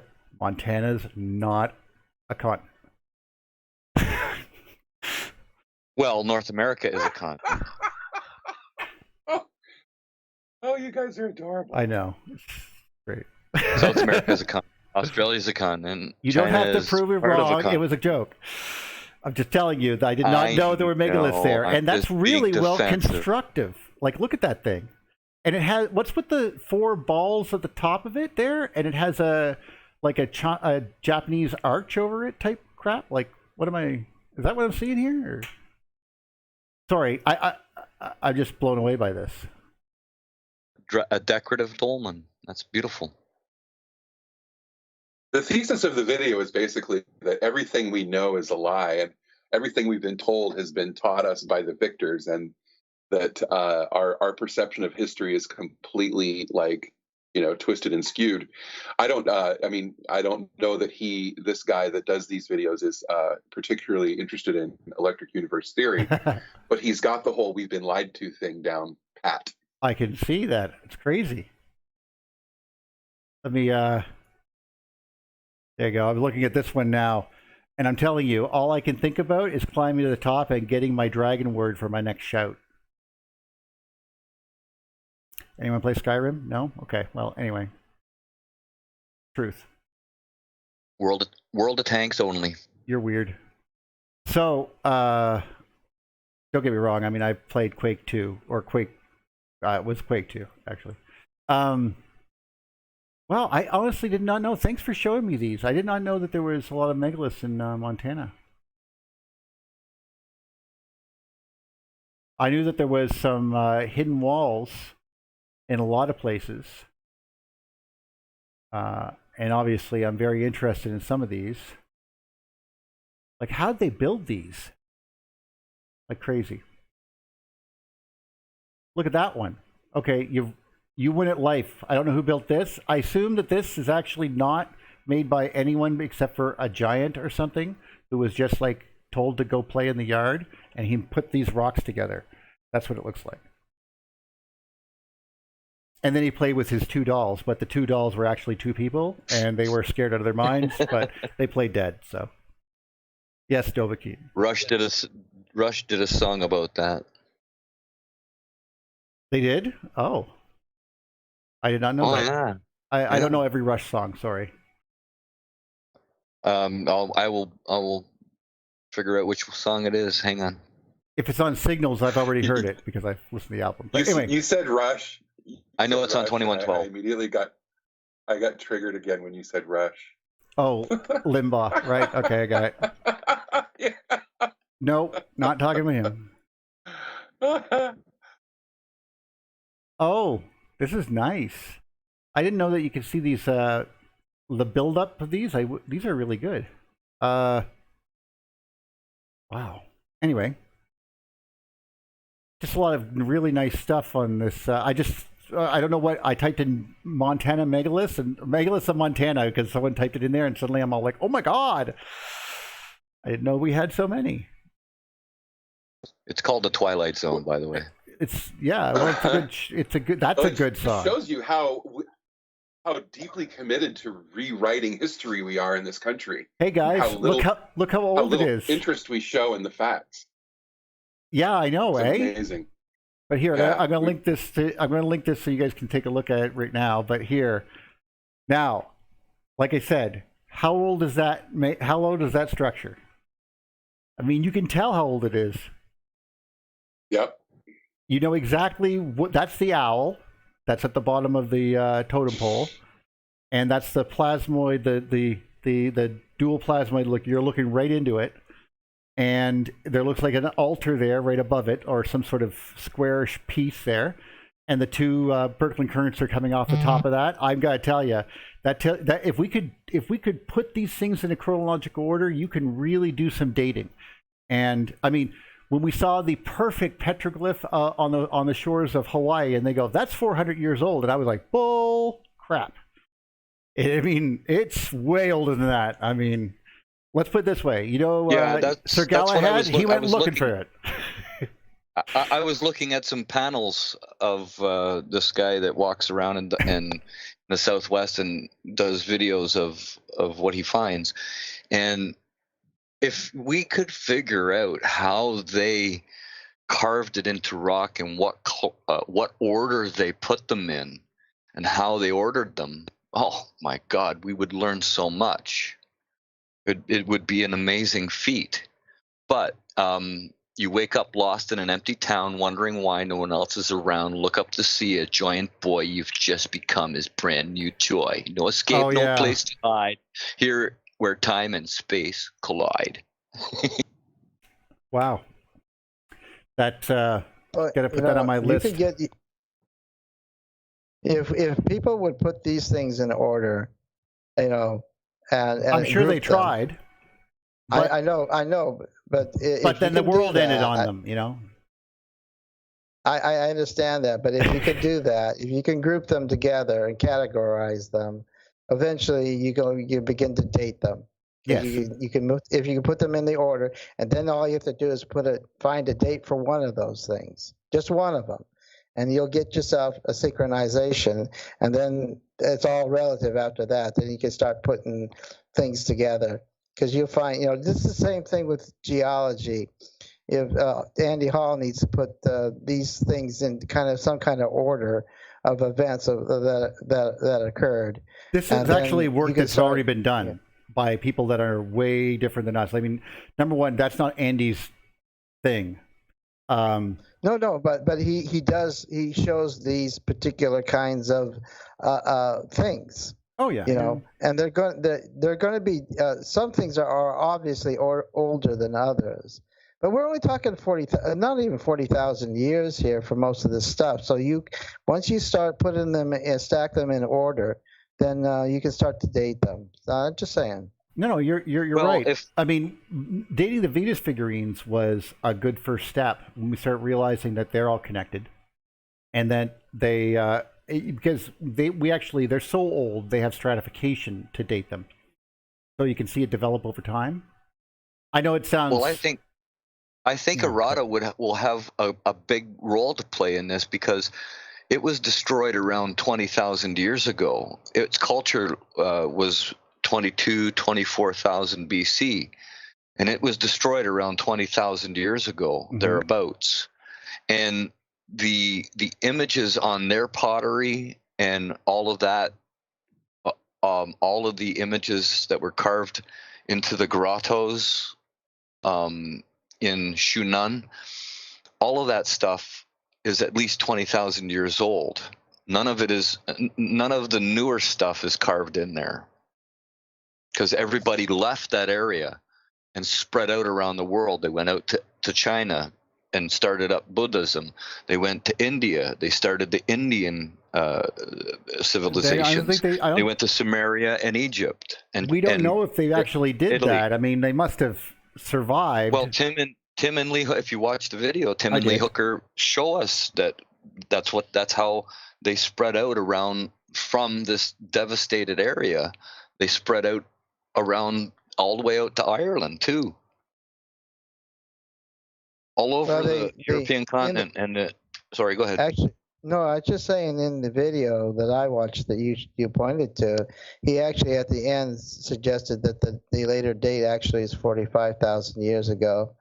I mean, for 20, whatever the other one is another kind of like destruction. It's the same thing that comes back from the reversal 60,000 years ago, when everything died, the plants and whatnot, So right.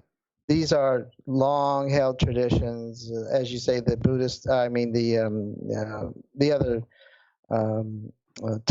Tibetans, they, as you say, recognize the fact of this particular organization, the civilization, and how they started, and they are in the Crimean, whatever, Well, the Buddhists, Tim Hooker says out and out plain that the Buddhists have documentation saying that they came from Shunan, and Shunan is in Ukraine, and the Buddhists, they make pilgrimages every year. The Dalai Lama has been there. Right. We're not arguing that, but what's happening is that, just so we're all clear, these people were living closer to the place before the place became flooded and destroyed and stuff. But right. and they spread out over the world, or at least went to China from the European there. And China, but and a lot Asian of groups did that as well. Yes, like the Persians had the exact same story, that they came from Siberia. But these are the people that brought civilization to the world, brought organization. And I'm not saying that they. No. You're misconstruing. These people were closer to the North Pole, where everything was a hell of a lot easier, I'm sure, and fresh water, of course, and all this wonderful stuff. But then, of course, they were also first subjected to the devastations that rolled across during the Clash of the Titans. So, right, yeah, but that makes perfect sense. That when that stopped, those cultures migrated away for obvious reasons. And then they their started lands going back were completely devastated. Well, and for the first time ever, there was a night in the last 2,000 years. So that would have surprised them. Wow. Yeah. The flood washed over and everything died. That's again. I'm just amazed that they managed to have a record of that at all. Like, that's how hard it would have been to keep society functioning. I mean, there would have been basically what they're talking about is they go, and and we move from here to here. Oh, you mean your family, like Noah's family, 12 people? Because that's what it would have been. And then they all formed a whole brand new culture. I know it sounds, extreme, but. And the Sumerians say that they come from Arata. Right, and the Sumerians all got killed, and they traveled became over Babylonians. a sea, and then they traveled over 7 mountain ranges to settle in their new home in Sumeria. 7 mountain ranges. Yeah. Well, no, I mean, Rome is a city of 7 hills. So, what does that mean? Now I'm trying to wonder what that means. I don't know, but the text says 7 mountain ranges were crossed after they crossed a sea to get to where they are now. Now, in the video that I pointed to about Arata, Tim points to these ancient names of places around the northern part of the Black Sea area Yes, that I've seen have some of those. Sumerian names. So they took the names with them and brought them to the new area and called these places the same places that they lived in around the Black Sea. So, I mean, this is older than, 10,000 years that they know this information. And Sumeria is how old only? 5,000? Right. Yeah, well, my point is that we know from the time that the huge amounts of change that happened in like the last 60,000 years. It's only 60,000 years. We can stratify and date these things generally, and then we can get to some of them, give them very specific dates. Some of them. So I'm just saying. Well, we this have is a to work can easily be. This is easily done. We have to stratify it with the electric universe in mind. Electric universe stratification is completely different than uniformitarianism stratification. Well, actually, I think I think real stratification is actually different than uniformitarian stratification, even if they're saying it. I mean, I've looked at the evidence. It seems that stratification doesn't occur that way. Only in special circumstances does it occur the way they think it does. Most of the time, water's flowing.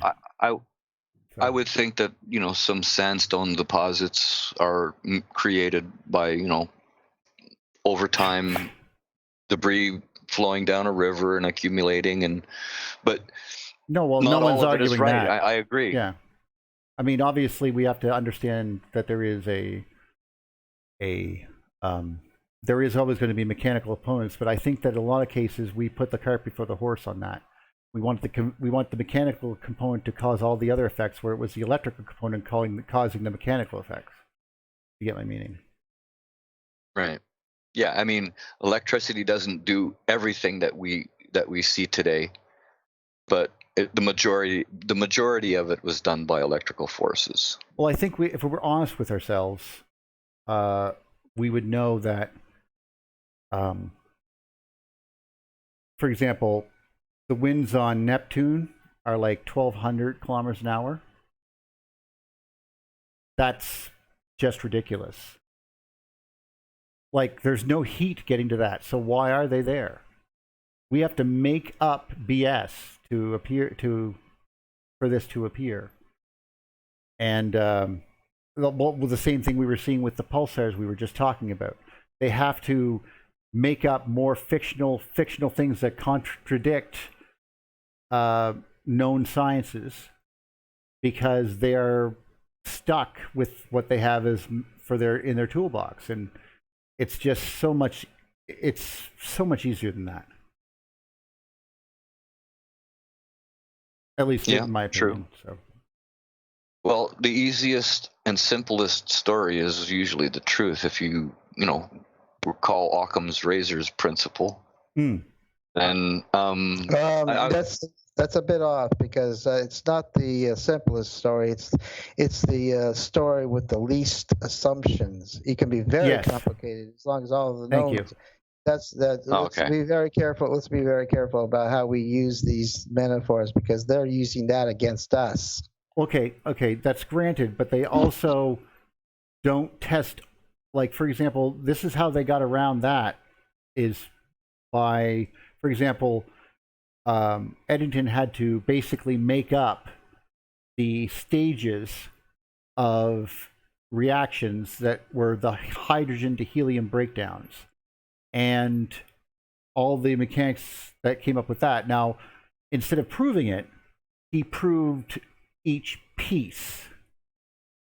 You see what I mean? Like, we do know that each step along the way can be done, but that doesn't mean that they all can actually do that together in one shot. If you know what I mean. It all reminds me of irreducible complexity.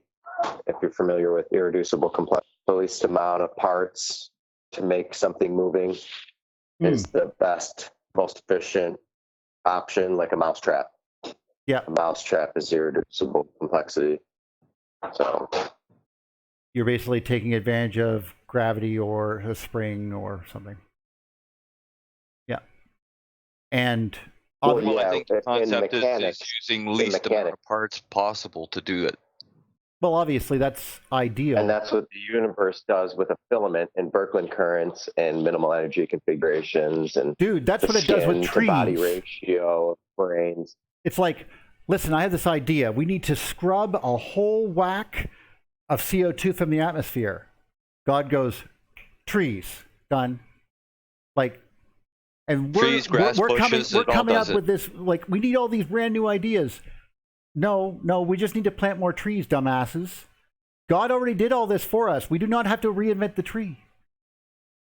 Anyway, sorry for screaming at trees and Well, while God. we're planting more trees, we can make hybrids and create new fruits and create new vegetables on the planet. That's what we did through our engineering already. So there's no reason to say we can't do that with all sorts of fruits in the Amazon and stuff. Yeah, so I'm if all we for do it. it naturally, yeah, that's fine. I'm all for that, for natural selection. But if we do it genetically, that's a different story.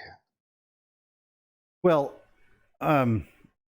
if we know that shocking these seeds will change them back, a la, was it Euler that came up with that one, or it was a principle basically where they were able to reverse a seed, like a seed from a genetically modified plant, and they would zap it, and then they would let it grow, and it would grow in a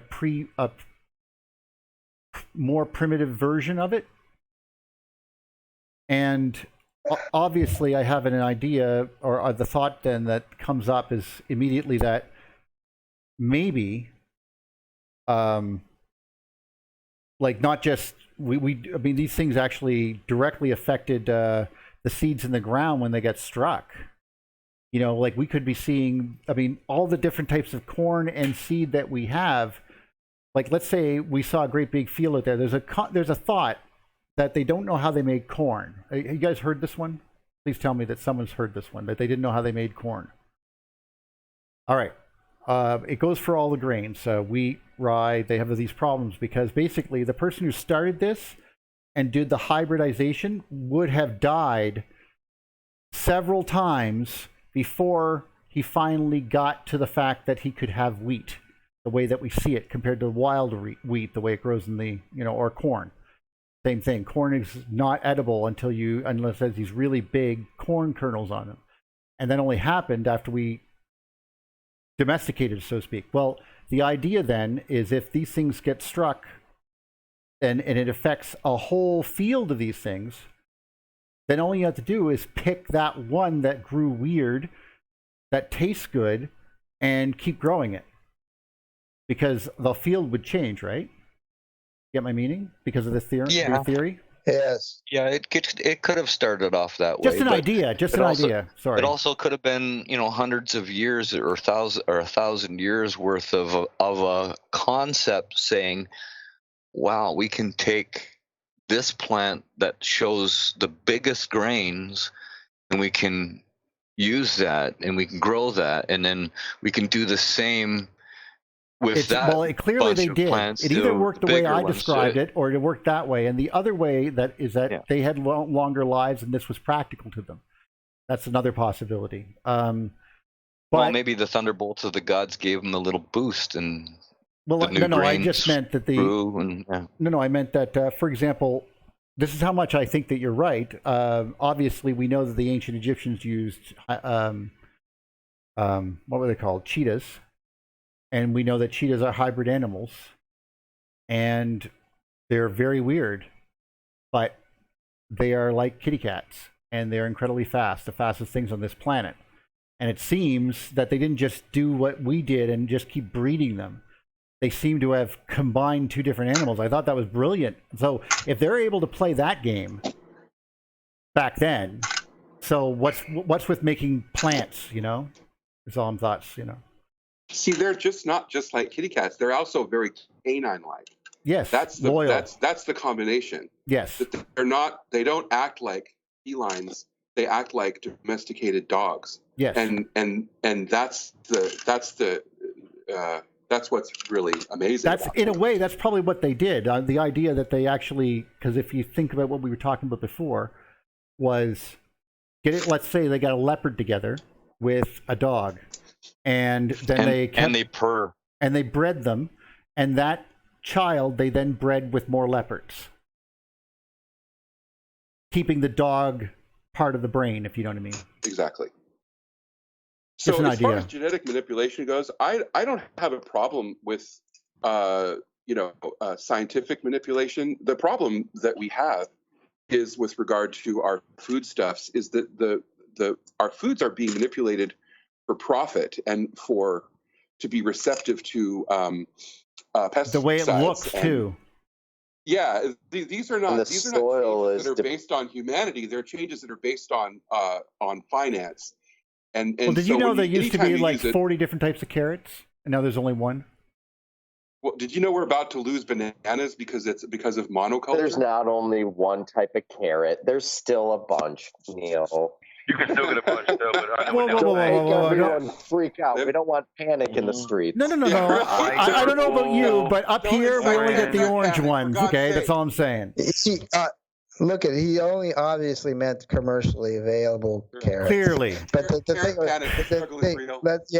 but we've lost the banana before in the 20s, I think, is from fungus. And Really? we're Well, gonna it's lose just monoculture. You're not losing the plant itself. It's just that you're losing enormous cash crops due to monoculture. Yeah, the commercially available stuff, and which, as you're saying, they're modifying them for ease of shipment, not taste. Taste. Ow. because Somebody not nutrition. somebody at work said most of the bananas we're getting are just one-offs. Like the trees have the bananas, and they'll never have bananas ever again. That's it, one-offs, done. No, And it's like, well, wow, that sucks. the ones that we have. Well, the banana crops are a huge industry and have the blight of the banana crops is Really, buddy? Tell me all about the invasion of Cuba. No, I mean, I'm just, if anybody's not familiar with it, there's been it's a cyclical type of problem, and there's only one type of banana that is resistant, and now that type of banana is slowly being destroyed, and the land's already destroyed, and they can't plant more bananas on the already destroyed banana fields. Really? So yeah. That's what happens when you monetize nature. Yeah. Yeah. And the thing of it is that this happens naturally as well. That the plants and the seeds that come up change, just like the geological borders. You look at the stratifications. There are different kinds of stratifications. There are different colors. There are different things. Well, you're absolutely right. I mean, it would only take a little change in atmosphere to make all the plants die, and then this one that survived because it was tolerant to sulfur or something. Yeah, and you're absolutely right. Yeah, but I mean, sometimes everything dies, and the new things pop up from well, that's what we were. The genetics is things want to live. You're absolutely right, and we wouldn't if everything was dead, we wouldn't be forcing people out of habitats. Or, well, I shouldn't say it like that, because literally these things were trying to survive after a devastation. I shouldn't be complaining whatever they're doing. No, I'm saying the seeds that we have, the fruits and stuff. I was talking about that too. Yeah. The Sorry. The Egyptians ate onions like we eat apples. They said, how could somebody eat that much stuff? Well, they didn't taste that way before. They changed. The onion literally changed, both in taste and texture and all that kind of stuff. Because there's no way that I'm going to eat an onion like an apple. And I mean, like one of their main. Well, my foods. grandfather did. So. Well, he's big aggression. Well, no, we used to. I mean, it was just something you did because you were hungry. You're running through the fields, and you would just grab the food and continue going. Oh yeah, yeah. But everything changes. Like the species of the fish and all that kind of stuff. It gets altered rather quickly at times. At times it changes drastically, and there's not a lot of acknowledgement of that going on. They think it's kind of like a materialistic. It's got to go from one seed to another. It doesn't happen like that. That's all. Yeah, I'd like to order a Big Mac minus onions, please. One fish can change from one fish into another. Sorry, I wanted to say this. There is within one species, it can change into other different species. Like, if you have swarms, for instance, you have swarms of locusts, which are gigantic grasshoppers, which look like a totally different thing. And I've brought this up before. They look like a completely different species than a grasshopper. They're gorgeous, they're beautiful, but they change and they look different, but genetically they're the same. And I hear that even genetically they change a little bit. So this is only for a brief period once numbers get so big that their wingtips start touching, and then they start turning into, and they get crowded, and then they start turning into swarms and changing into different creatures right before your eyes. This happens in more than just the orthopterians, but there's You're freaking me out now because into. What you're basically discussing is like suddenly you forced me to come up with a mechanism that could cause electric fields to happen within locusts, but I realized that they have a shell on them, so clearly they're just like cat hair. They're going to have the ability to have exoskeletal. Yeah, they're exoskeletal, so they're based on their skeleton can which is even more intriguing to me because their skeleton can change with vibration and number and irritation. So density of population can change them into rabid, voracious creatures. Almost like, can that happen in the big cities? Can that happen? And is that happening now?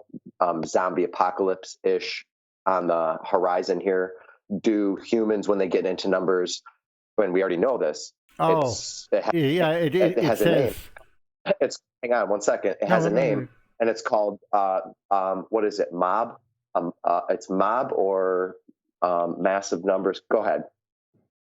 No, I was just reading why it happened. It basically, under certain conditions, because of drought followed by rapid vegetation growth when it rains, basically they just go. Their serotonin makes them so freaking happy they breed like crazy, and well, they go nuts.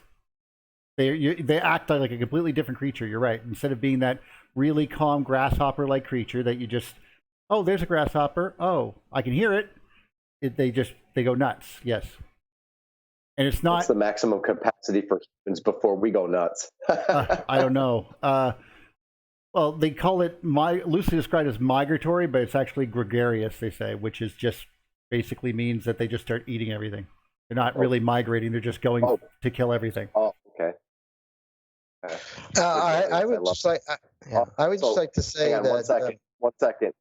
Loquacious and garrulous are two words that have to do with talkative, and that's what I thought you meant when you said that. But go ahead. James? Well, I just would like to say that when you're using one animal to transform into another thing into a different thing, we are unconsciously holding on to materialisms and all its values when we do that. And there are sage and other doctrines that say that things manifest from nothing. And I'm not saying that I want you all to believe that. I'm just saying you leave it open to your mindset, because if you hold on to materialism's unconsciousness values, you'll fall into all the other traps. You're actually not wrong, only because if you think about it, these things did, like for example, when Saturn ate his children, he didn't really eat children. He ate a bunch of plasmoids in a ring around himself or something like that. That's why they were gone.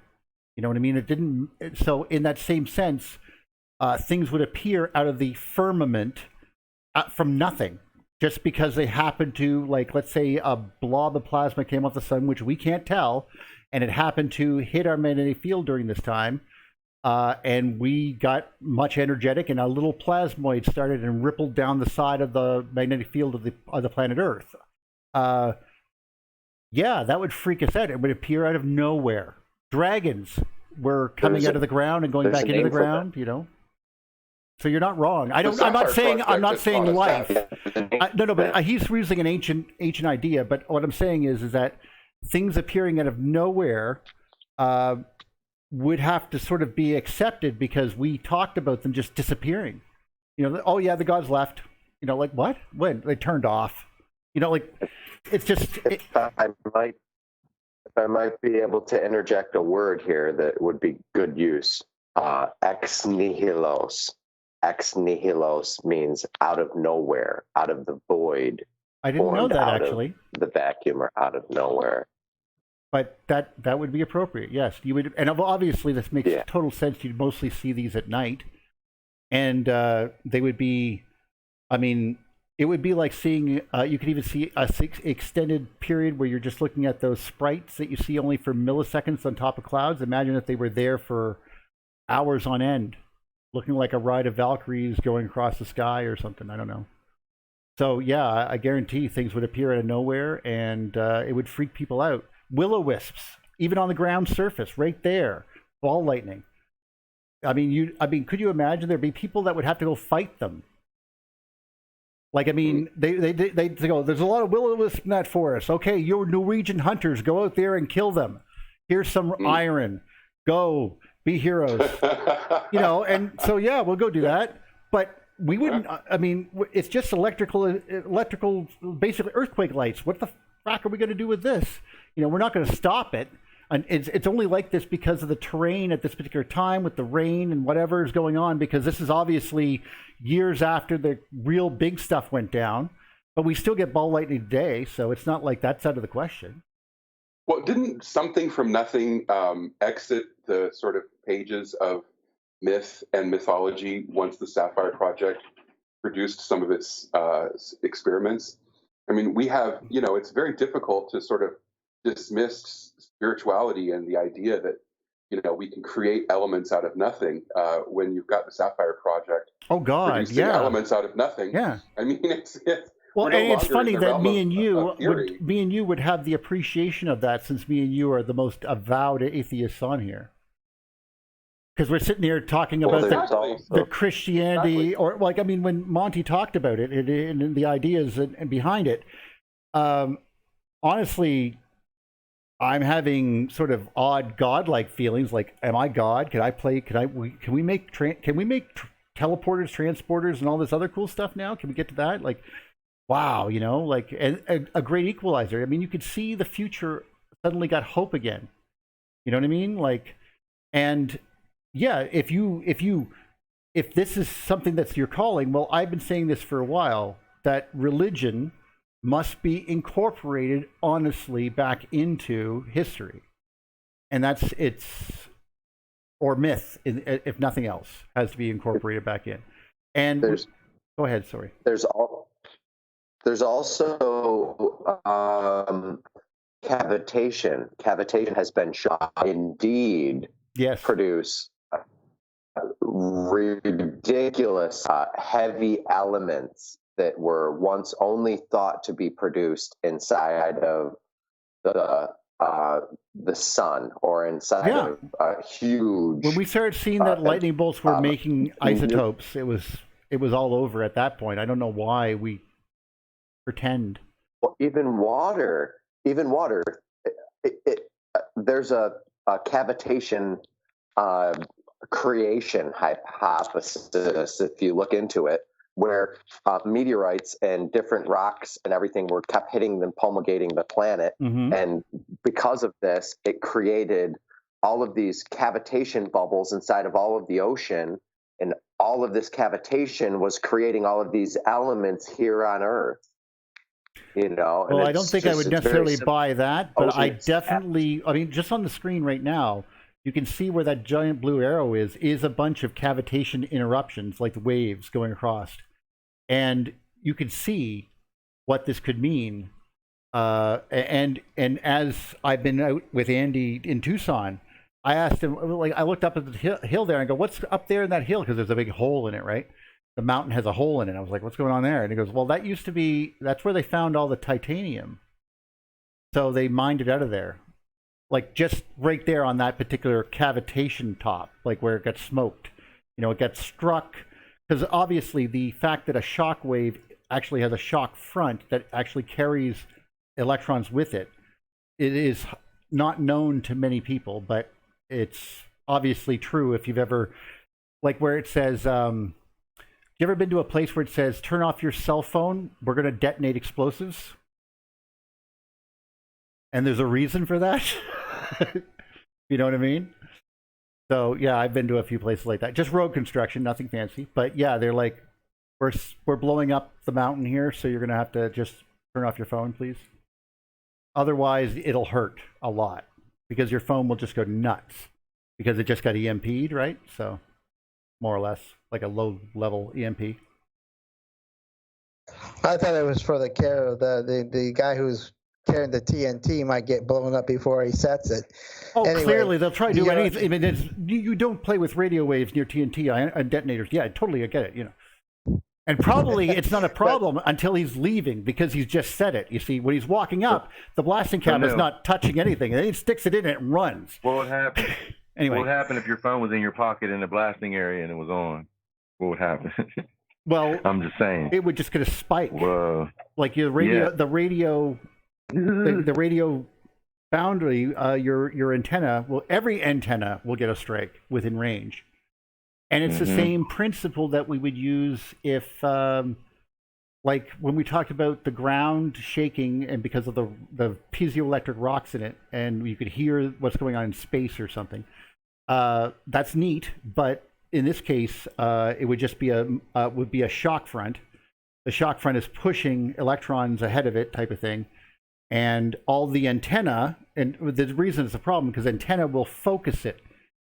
Most times, every single wire is an antenna technically, and can make power if you send a thing through it. Now, granted, it's not a lot of power, but it's enough you can pick up radio waves, if you get my meaning, and then we amplify that signal. Well, the trouble is that the blast wave doesn't have a frequency. It's not like you can pick. Yeah, we're going to send this blast wave out only on 300 megahertz. You know, no, it affects all frequencies. So it's going to poof. Well, I mean, there must be an upper limit and a lower limit. You know what I mean? It's not giving off gamma rays, but still. Well, to get There's back a reason why to your I asked that question. That's cool.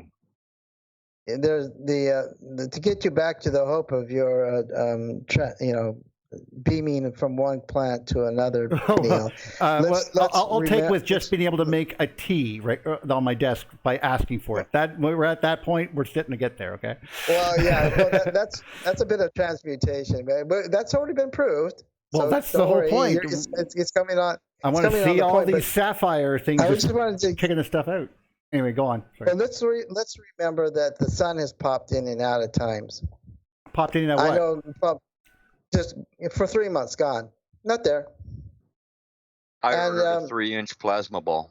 Yeah, whatever. And then let's remember that some of the stars have popped out and have not come back.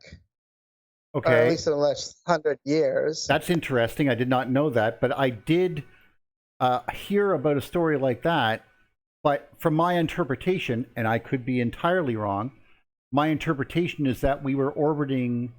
We were, before we had gone down underneath Saturn, we had orbited Saturn, and we went behind it, and the sun was gone. We were in shadow. And yeah, that happened for a long period of time. And obviously, the further we got away, as we kept going down underneath Saturn, the less it happened. Basically, we always got eclipsed, and these eclipses were incredibly long. We did not have a fast orbit around Saturn. Plus, we might have been keeping up with,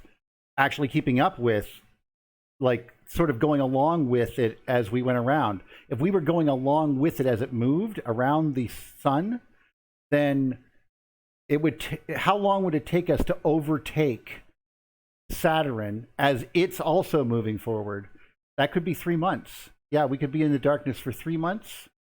And I have no idea how long a year is at this point. I'm just no idea. So and that's the way culture to culture varies. It's 3 days here, it's a week here, it's a month in other cultures, it's prolonged in other cultures. Like nobody really knows, right? You're right, like, wow, how long would it be in darkness? Well, and that's the thing. Before there was light, like, wow. Well, actually, it wasn't dark. It wasn't, the sun pops out. It's not dark. It's like a cloud. Right. It's like a cloudy day.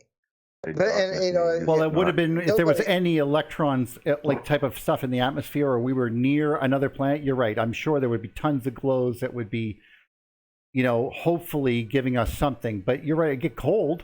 I bet. No, it didn't seem to make change at all as far as the Chronicle is concerned. I'm talking about, I think it's 11 something. This 3 months in the summer, no direct sunlight for 3 months. And some people have said, "Oh, it was a volcano." Like the Chronicle couldn't have noticed that there was ash or something around there. No, for 3 months it was gone. It wasn't there. They didn't notice in the Justinian's plagues. They called it a dry fog. Well, we actually. No, I'm just saying that's what they said there. Yeah. I'm not trying to challenge it. I'm just. Well, they told us what they were experiencing, and we can understand that. It wasn't the sun blinking in and out, but the sun blinks in and out, for a day or two all the time. I mean, it's throughout the history, and the stars themselves blink in and out, but nobody wants to. They don't believe. It's like the. They didn't believe it happened. They don't believe it can happen. So actually, to be fair, really look at to back you up. During we talked about this in Julian West's video, and in one of the situations. And I recall this very clearly, he was referring to the fact that they would sometimes, events would occur where they would go into glow mode and you'd see them because everything was aligned, like they were crossing the actual ballerina skirt of the thing, and Jupiter would suddenly become visible again. You'd see the magnetic field around it, and then it would turn into a little dot again after that was gone. And we would start timing these things and knowing when they would occur. When our planet was in the right spot and that was in the right spot. So obviously there was a time frame when the gods were not as powerful as they quote unquote were, and things were starting to settle down, that they were just sort of petering out and they would blink in and out. And yeah, I don't know exactly, but it wouldn't surprise me if it happened to other planets as well, or other bodies. In fact, if I'm not mistaken, we've had instances where we thought the moon and Mars both had huge prominence-like things happen on them, and then they just went away. And the description of it, when I first saw it, looked ridiculous. And I said, no, he's full of shit. That's what I thought. But thinking back on it now, he probably just saw a prominence, because he said part of the moon looked like it split off from itself and it was glowing and stuff like that. And then I mean, it only took seconds and it was gone, and I was looking back at a regular moon. But of course, my thoughts were he was full of crap. But now thinking back on it, dragging that out of my memory, I disagree with myself now. The other thing is that our perceptions are based on our beliefs. And if we don't believe something's possible, we're going to deny that we actually saw it, even if we do see it. And most of the time that we can do it. Actually, that is very true. Easily. Very true. The thing of it is the astronomers themselves, if they were honest, if they really wanted to be honest, they could go through a program and say, okay, I see this star and it's in this position, and on and on and on. And then you'd have to tell them, well, we're going to try to trick you every once in a while. We're not going to show you a star in this position. And because if you say otherwise, if you tell them, you show them a program and they say they're just going to pick the next closest star as the one that's in the position they actually don't see. So you have to set these up as blind tests, and you have to tell them that you're going to try and trick them every once in a while, because then they're not going to be honest about that they don't see a star. It's kind of like peer pressure. Right. If you put a point there and they said there's no star there that they see, they're going to say, oh yeah, there's one there, because they don't want to be outside of the group. Well, actually, it's not. Sometimes it's not even that. Your beliefs are so powerful, and this is very hard for people to understand. They will make you see things. They will make you believe things. And I mean, what you've grown up under is your core understanding, and there's some perfect evidence of that when you listen to witness testimonies of supposedly supernatural events, and you can see the beliefs of each person as they're describing the scenes. However, if you watch some of them are good, and I'll just show you this to you guys if you want to have some good time. This is for people who are here. Okay. So, go to YouTube. Nope, not that. Hermaeus Mora secrets. Awesome. While you're doing that, can I explain something? Yeah, go ahead. It kind of reminds me of the whole MK Ultra type of thing and rewiring people's brains for believing new things and forgetting old things, and your core beliefs that keep you sane. Right now, there's a lot of people out there that are on the edge, and they're praying, they're going within, they're seeking solitude and refuge in and things that they've done to feel comfortable when they were children, or in certain dire situations. And these are usually rituals, different types of rituals. So during trying times like this, it's just natural for us to go into ourselves and out of ourselves. But I saw a text there or something. Yeah, we should get back on Pulsars. Yeah, I know, anyway. Hey guys, and Jack, here, I have a dated video from weeks ago now, and I watched the planets. And this particular night when Venus was setting, oh my queen, you're very bright tonight. Damn, can I get that on my video? It was very bright. And yeah, very bright. Yeah. Like your hair looks nice too. It's not messy, but I can see it. You have a nice night. And I told Michael it's very ironic because it's still Velikovsky's idea, even with the electromagnetic fields. There's your viruses, and we can talk about 5G maybe, but still, I don't want Venus to be lit up and like a comet. Hell, then there was problems. There's going to be some problems, guys.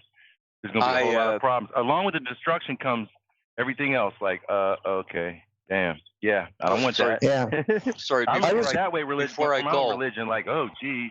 Before I go, I noticed Venus the other day. I noticed Venus the other day with my naked eye, and I'd be damned if it didn't look like it had a tail, a slight tail off of it. It actually has a real tail. I thought it looked the hairs like it had a slight one. And there's a comet coming by too. Yeah. Yes, there is. Yeah, you don't want that. Stay away. You stay over there. Yes. Comet stay on your own side. It's Comet C2019 Atlas. If anybody wants to Google that. It should be visible with naked eye in a couple weeks, I think. Yeah, during the day. During the day, yeah. Visible. Yeah, somebody said that there's going to be two above the moon, and it's going to look like a happy face accordingly. Maybe God's smiling on us, whatever. I saw that. And I was the other thing about the memories is that they can insert false memories. Yes, you can do that to yourself too. And so we do that to ourselves all the time. So maybe astronomers are actually suffering from a mass hallucination from their belief systems. Well, it's the same stuff as when people don't know what they're seeing, so they saw aliens or they saw angels. This is the reason I brought this up, is because the Virgin Mary appeared in Virgin Mary. I'm using air quotes, and it was in front of 2 million people in 1968. Everyone came and took pictures and filmed it.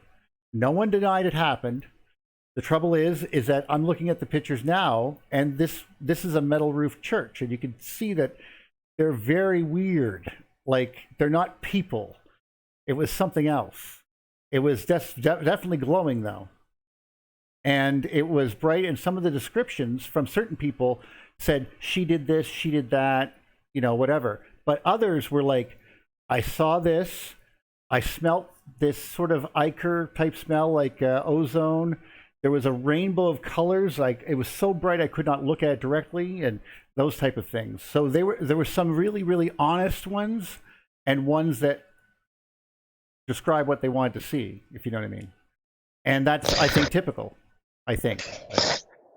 So where does quasars and pulsars pop up from? Where do they pop up from? Well, they're both two different things. But like I said at the very beginning, which, by the way, you'll probably have to all go back and listen to it now, is that the biggest thing is that at the end of the day, they are not spinning tops going really fast. They're basically an electrical oscillator. That's why they flicker. That's why they behave as they do.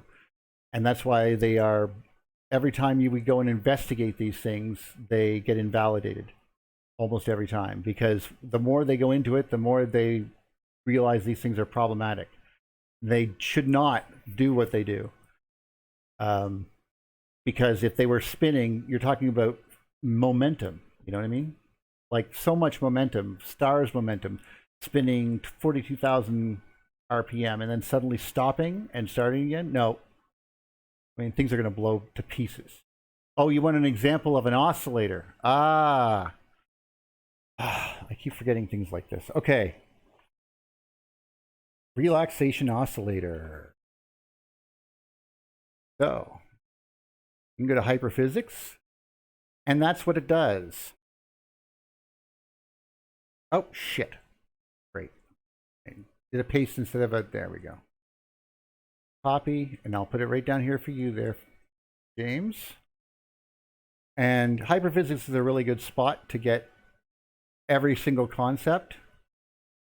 And basically, instead of having something spinning, just like a top in space in a really very eternal way, like Newton mechanics, we think it behaves like this. And the capacitance between the 2 points are basically the thing that charges up and releases between the two things. And I guess the planets would be like R1 and R2 on this one. And so they charge up and they'll light the light, and then they'll go down again, and so on. And as you can imagine, if these are not completely even or whatever, there's sometimes it will not discharge. It doesn't have to discharge that one time, or it takes a bit longer to discharge. And that's perfectly normal for things in space that are not designed to work that way. These things are good analogs, but they're not the way we would design them. Like, trust me, no one would build the Earth this way. No engineer would build the Earth this way. Trust me. I hope that helps. Future engineers will build all of it that way. And I think that that's biomimicry in the pattern of the only way forward, really, is understanding the geometry of these minimal energy configurations, the crystalline structure of them, and the quasi-crystalline lattices. Moving forward, that's what will help us navigate through the cosmos, through FTL speeds faster than light, and also